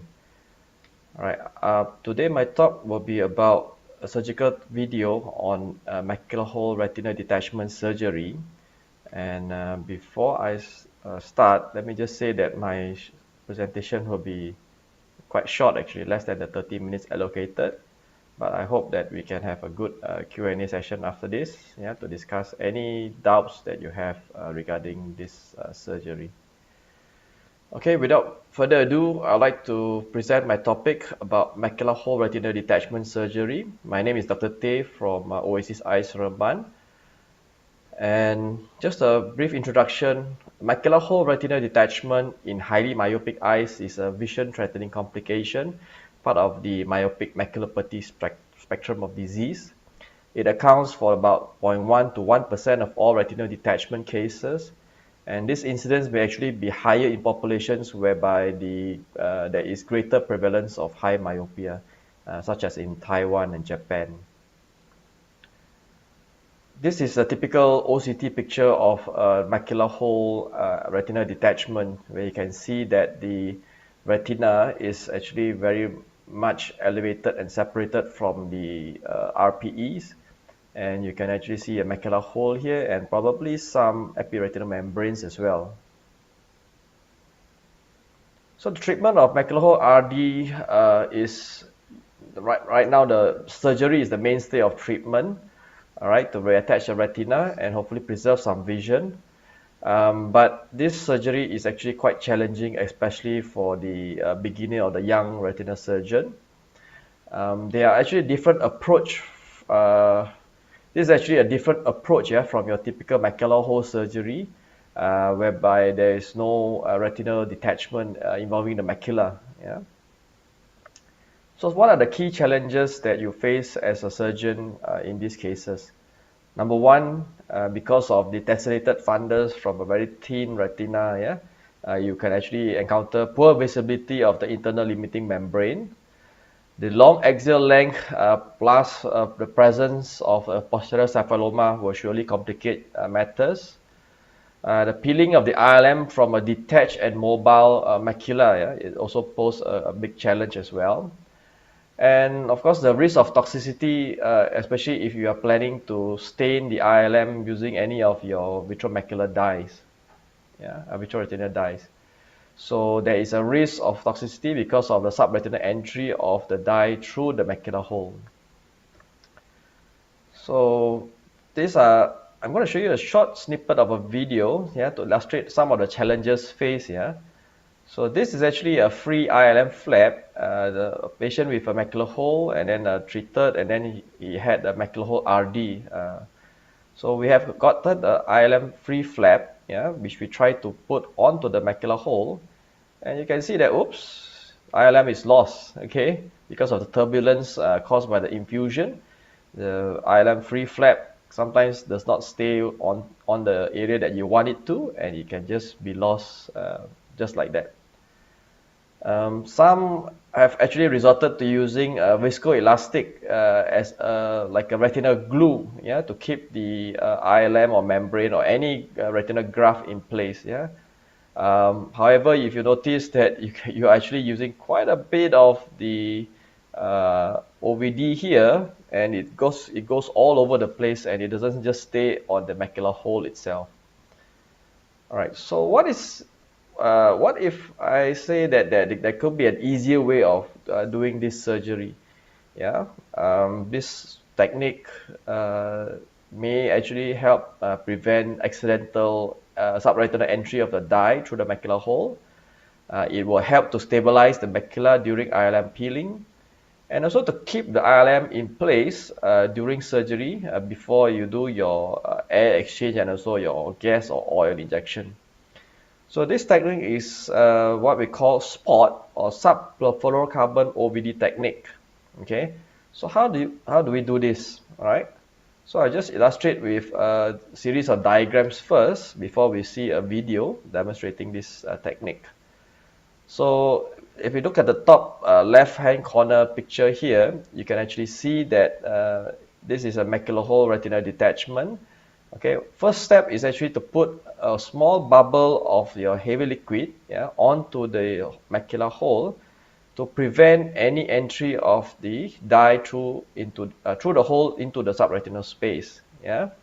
So after you got your dye there, yeah, you inject your dye. After you got your heavy liquid bubble there at the macular hole, you have effectively plugged the hole, so you can safely inject your dye and stain the ILM without much problem. All right, and after staining, you will wash it off, and then the next step will be to put actually heavy liquid, yeah, to fill up more heavy liquid onto the area to flatten the macula around the region, and then you can do your ILM peeling, yeah, as in this diagram here on the right, top right. Once the ILM peeling is done and inverted, yeah, onto the hole, we can actually put in a small bubble of viscoelastic. Yeah, and because there is a presence of this heavy liquid, yeah, you are injecting this viscoelastic under the PFCL, perfluorocarbon heavy liquid, you can actually get away with just injecting a very minimal amount, and the OVD will just spread out evenly and beautifully over the ILM flap. And once the OVD is there, you can actually remove the remove the rest of the perfluorocarbon liquid without much issues, and then you can actually do your gas or oil exchange. All right.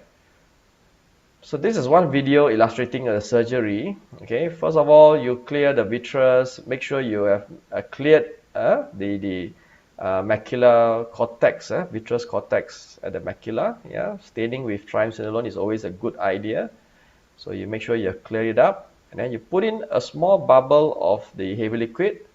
Do your staining. Yeah, this way there's no risk of subretinal entry of the dye. And then we enlarge the heavy liquid bubble to flatten the macular hole retinal detachment. And we do our ILM peeling and also inversion of the ILM into the hole to plug the macular hole. Okay, once the macular hole is secured with your multiple ILM flaps, yeah, we can actually go ahead and inject a small bubble of OVD. Yeah, you can see that only a small quantity is required compared to the earlier video whereby the OVD goes everywhere. So you can actually remove the heavy liquid at this stage. Yeah, you can see the macula at the ILM flap at the macula is very well secured without any loss or displacement of the ILM. All right. So that is the technique, and we have actually done a pilot study. Yeah, this technique was actually introduced by my supervisor when I was doing my fellowship in Taiwan. And we have actually done a pilot study involving 7 eyes of 7 patients, and this surgical technique has been published in 2020. And 8 eyes of 8 patients. Yeah, and of these 8 eyes, 100% of them actually achieve successful hole closure, all right? And out of the 100% hole closure, 7 of them actually demonstrated complete retinal reattachment, whereas 1 had still minimal subretinal fluid residual at 6 months post-op. Again, we have the similar proportion of 7 patients having improvement in their best corrected visual acuity after the surgery, while 1 eye actually had stable vision. So in conclusion, a combination of this perfluorocarbon assisted ILM flap and also sub-perfluorocarbon liquid injection of the viscoelastic to stabilize this ILM flap for the treatment of macular hole RD is actually a very feasible and also friendly technique for anyone. Yeah. And so far, we have gotten the pilot study out, and it shows that the function and anatomical outcomes are comparable to other techniques. We have actually gone on further to perform this surgery for another 30 patients, and we have actually submitted this for publication. So, awaiting the good news. So that's all my presentation for today. Yeah, I would like to acknowledge all my supervisors and the consultants that I have had the pleasure of working with in Changken Memorial Hospital in Taiwan during my fellowship there. And I'll be happy to take any questions that you have at the end of this session. Thank you very much.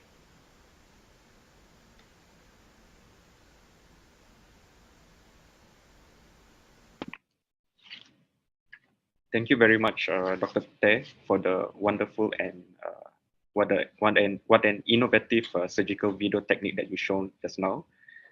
Next presenter, I will be welcoming Dr. Peter Kong. Dr. Peter Kong did his postgraduate training in University Malaya and vitreoretinal training in Sussex, United Kingdom, and he pioneered the vitreoretina unit in Queen Elizabeth Hospital in Kota Kinabalu. He is currently practicing in Synergy Specialist Eye Center in KK Sabah. So with that, I would like to welcome Dr. Kong to present his surgical video.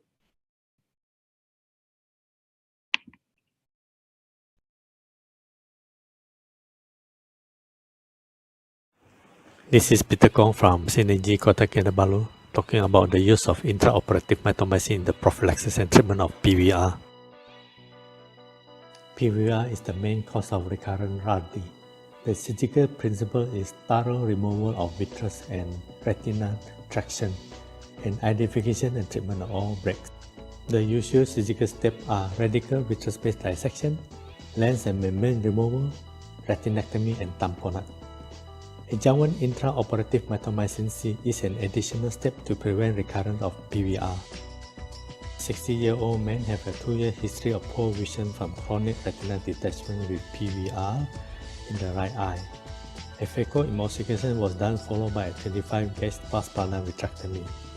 Here the transequatorial vitreous membrane was cut. The vitreous space was trimmed meticulously and all membranes were dissected. Drainage of the subretinal fluid will reduce the billowing of the retina and risk of iatrogenic break.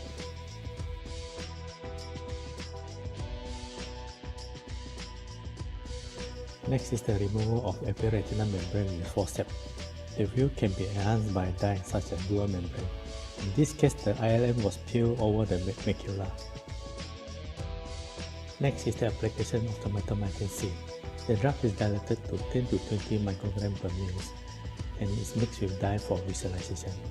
It is applied to area of PVR or high-risk area for about 30 seconds. In order to reduce ocular toxicity, a sandwich method is used. First, the perfluorocarbon is injected into the posterior pole. This is followed by the air fluid exchange so that the air remains anti-ready. The middle fluid layer is the location where the mitomycin will be injected into. The perfluorocarbon was injected slowly up to the edge of the retina break. This reattaches the retina and check whether it is under tension due to residual membrane or shortened retina.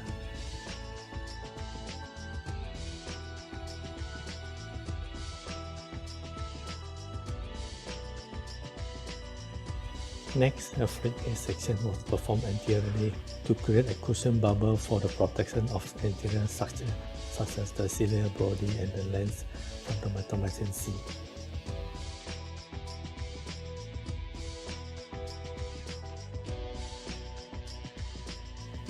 The dye mitomycin C was infused directly on the retinal surface and allowed to remain in contact for about 30 seconds, after which it will be washed out.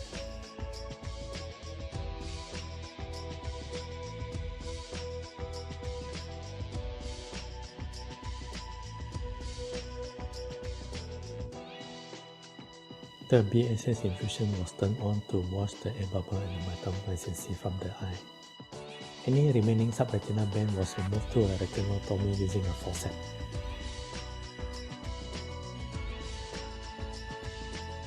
The inferior retina was stopped during perfluorocarbon injection, so I proceeded to do a retinectomy after diatomy. A broadsheet of subretinal membrane was seen and excised.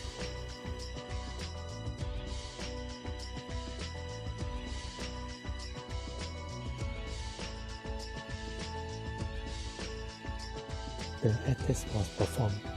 Unfortunately, because the retina remained shortened, the air went into the subretinal space.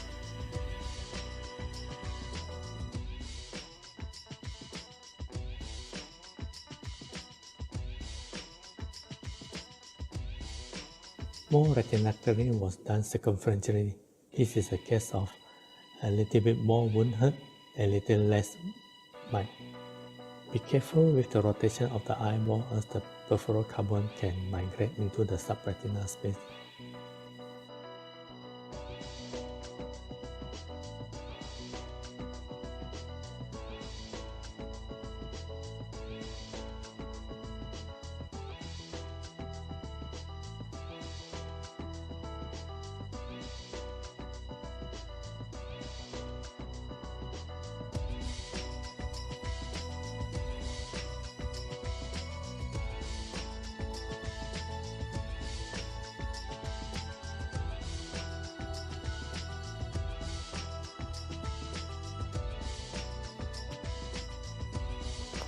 After the circumferential retinectomy, the retinal edges folded inward.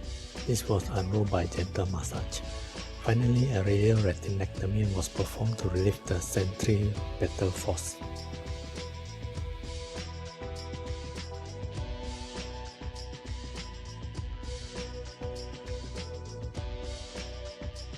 A barricade laser was applied to the retinectomy edge and 360 degrees. The silicone oil was injected.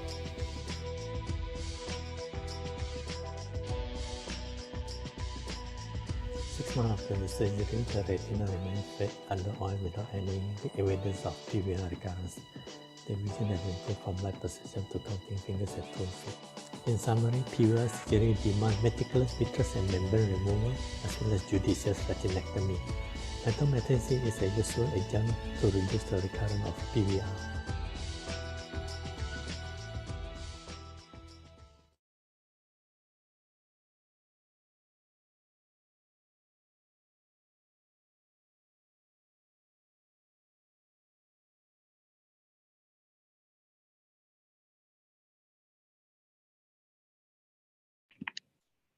Thank you to both Dr. Tay and Dr. Kong for the wonderful and very, I guess, creative techniques. And then we will now would like to open the floor to all the participants for Q&A session. If you have any questions, please leave your questions in the Zoom chat box or in the Q&A box.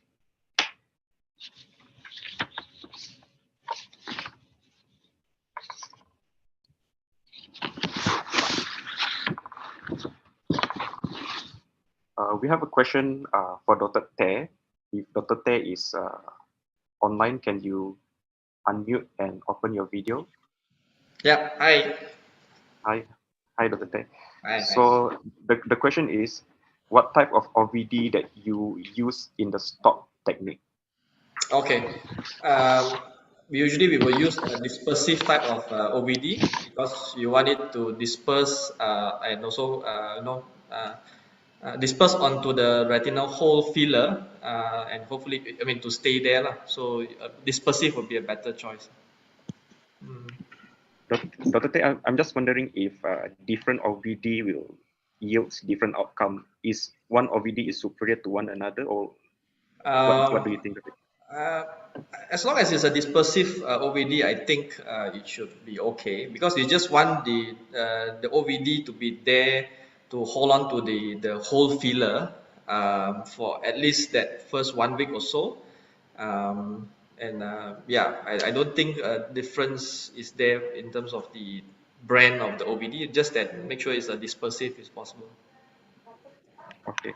Dr. Kong, do you have any comment on this? Yeah, or do you have any experience with stop technique?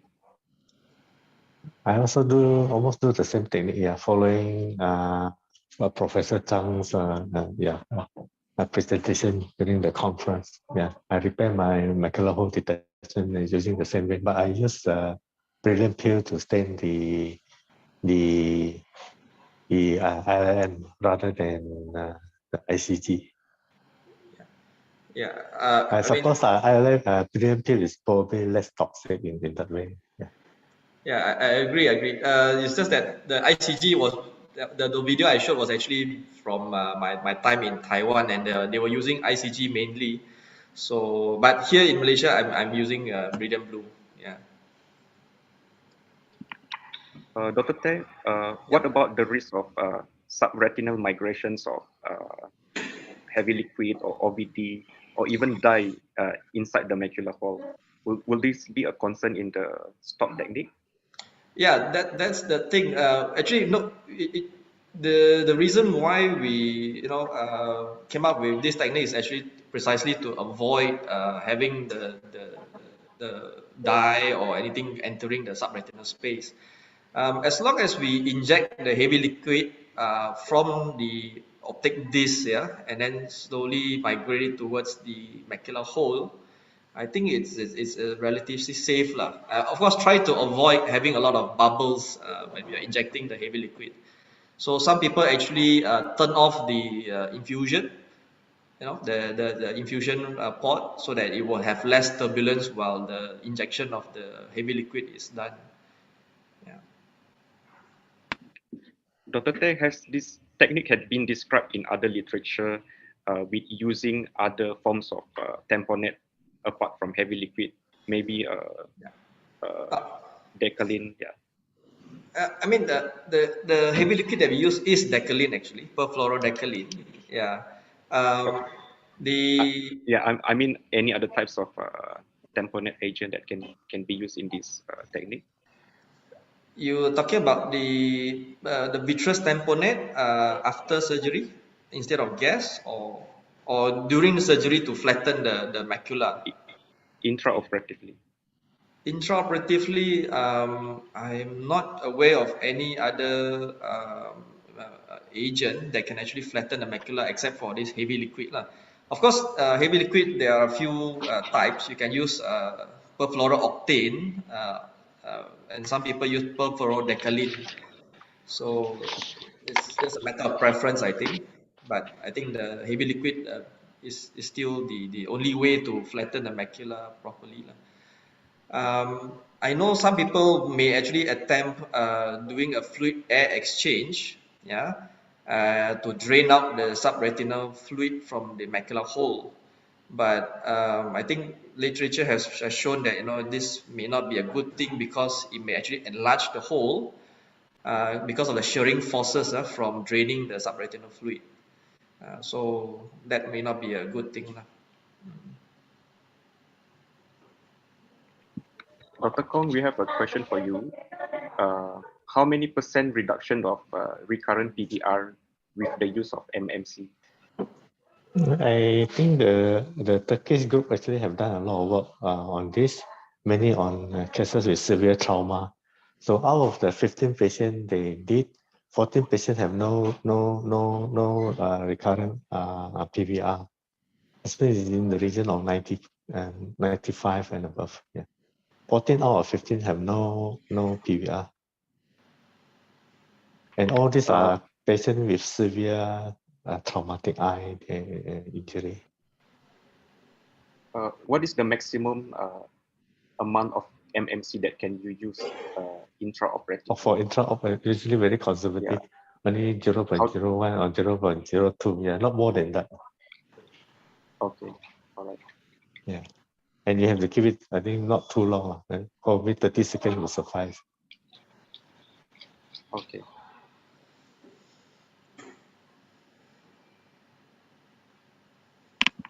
Dr. Teh, I just want to ask you regarding this macular hole retinal detachment. At your center, did anybody create another posterior retinotomy to drain the fluid out rather than through the macular hole or using a decal line to flatten it? Yeah. Yeah. Thanks, Dr. Peter. Yeah. If the macular hole RD extent is actually quite large, or maybe it's like a total RD, and it's already been long-standing, the fluid, the subretinal fluid is a bit more viscous. Definitely, some will actually perform a posterior retinotomy to drain out this subretinal fluid to actually help resolution of the and reattachment of the retina. Yeah, that will be a better option rather than draining directly from the hole.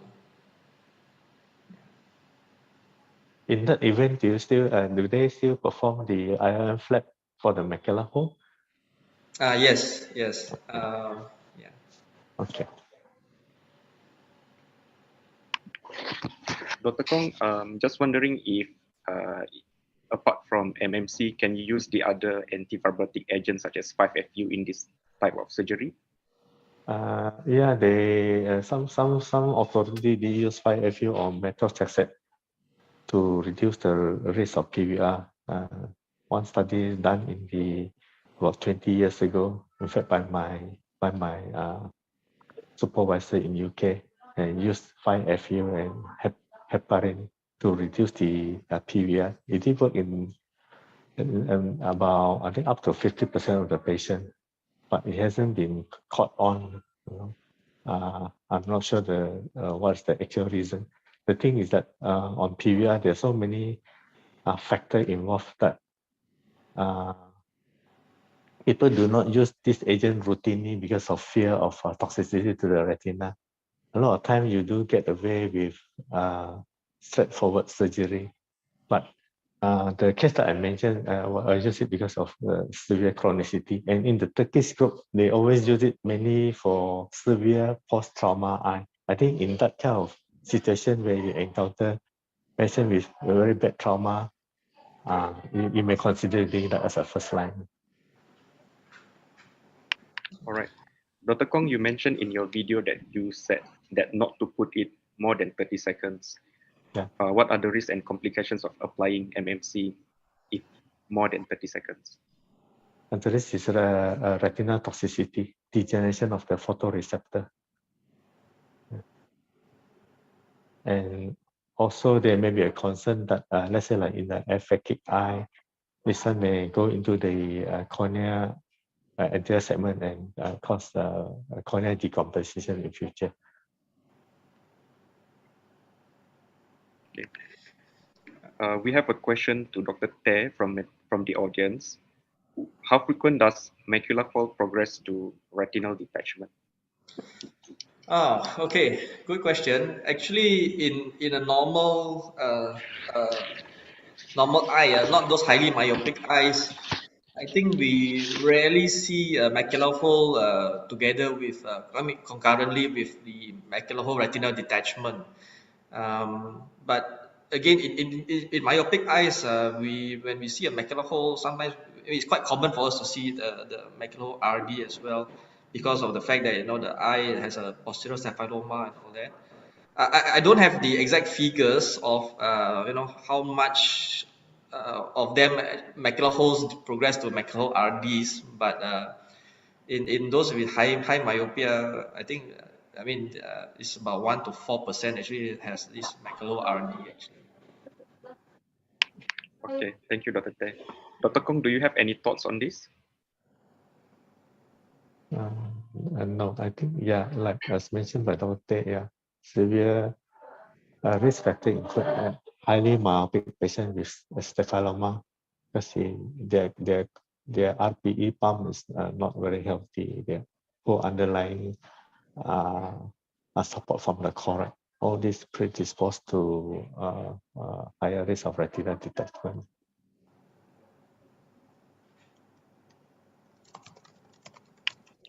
We have a questions from the participant. When does the fluid air exchange occur in the stop technique? And does it occur at the start of removing the heavy liquid? And how much vacuum do you use? I think this is for Dr. Tay. Yeah, okay. Thanks, Alisa, for the question. When does fluid air exchange occur is actually at the end of, after the heavy liquid is still in the eye, and then you put on the viscoelastic. So viscoelastic is direct, very well attached to the macular hole and also the filler that you use. So we will do the fluid air exchange at the time, but not removing the heavy liquid yet.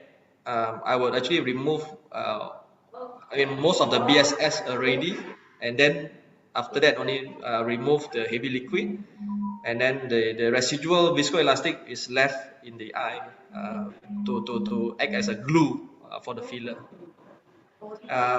Regarding the vacuum, actually it's just the normal vacuum. You can go 450 to up to 600 for some people. They want a bit faster vacuum, they go up to 600, but for me I use about 450, which is good enough. Right, thank you, Dr. Tay. Okay. I guess this question is to both of the speakers. Do you remove all subretinal band, and how do you decide on this? Maybe Dr. Kong can share first.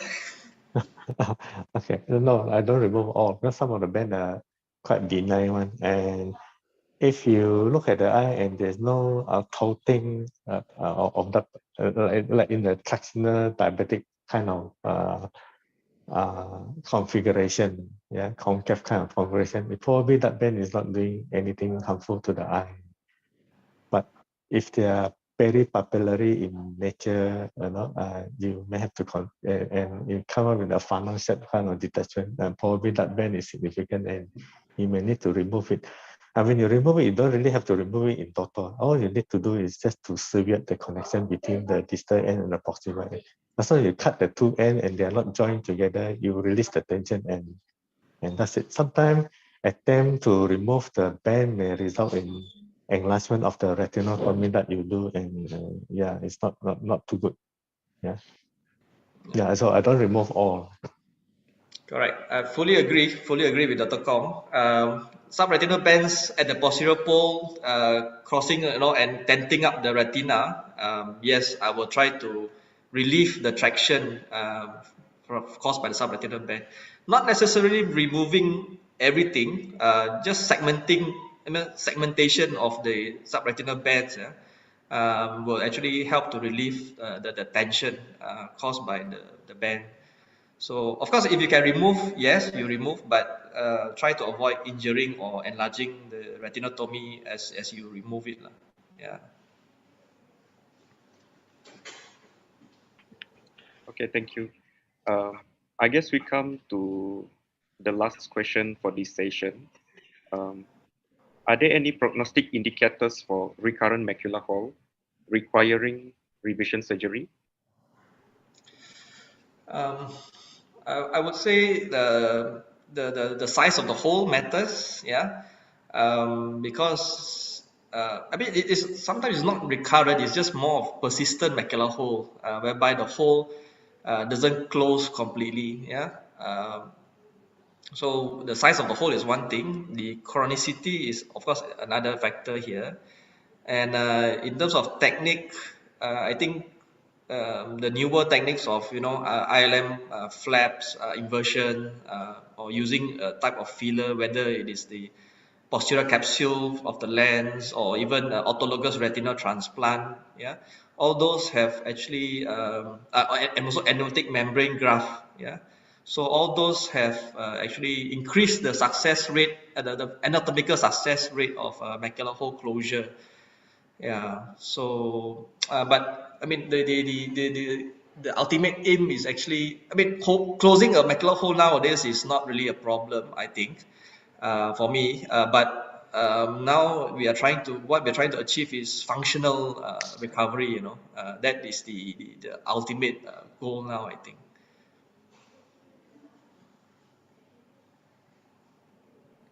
All right, thank you, Dr. Tay. Is there any more questions from the participants?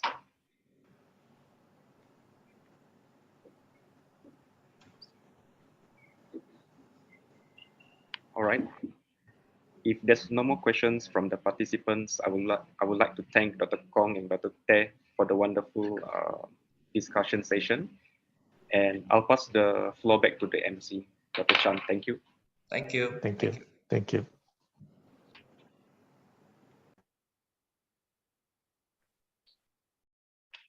Thank you, Dr. Anwar.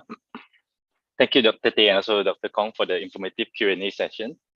Thank you, participants, for your questions, and also Dr. Anwar for chairing this session.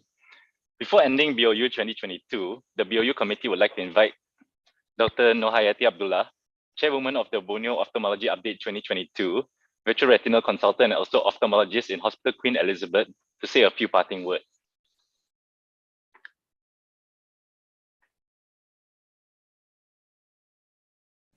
Assalamualaikum and hi everyone.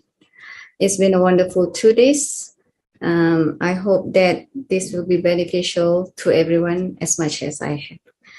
Here, I would like to express my appreciation to all of the speakers for their valuable contribution. And not to forget the Borneo Ophthalmology Update Committee this year for their hardworking and commitment to make this a successful event. I hope to see everyone again next year for the Borneo Ophthalmology Update in Kuching. Thank you and goodbye.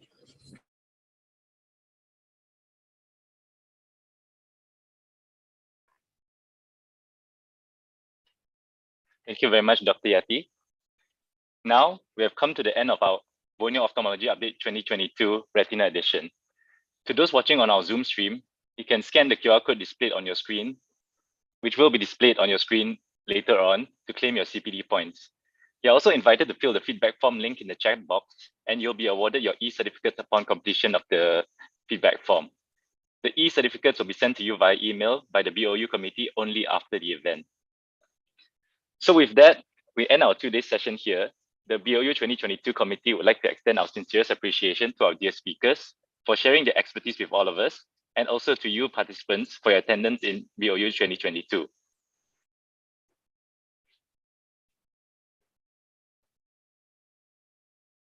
The QR code will be displayed in a while.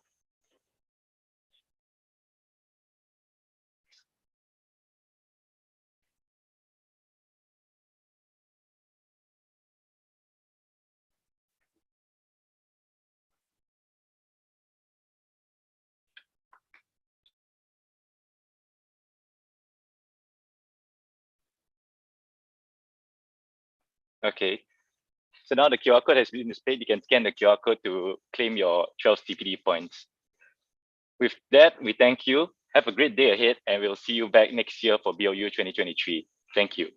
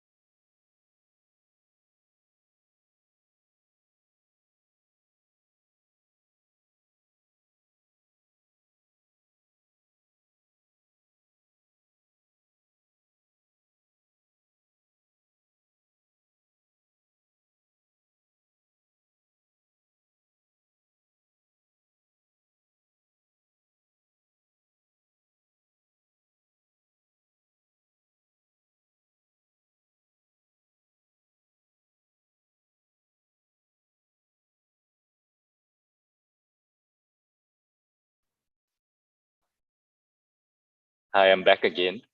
So you have to fill in the feedback form displayed on the QR on your screen. And after that, then we'll display the QR code for the CPD points for you to claim your 12 points. Thank you.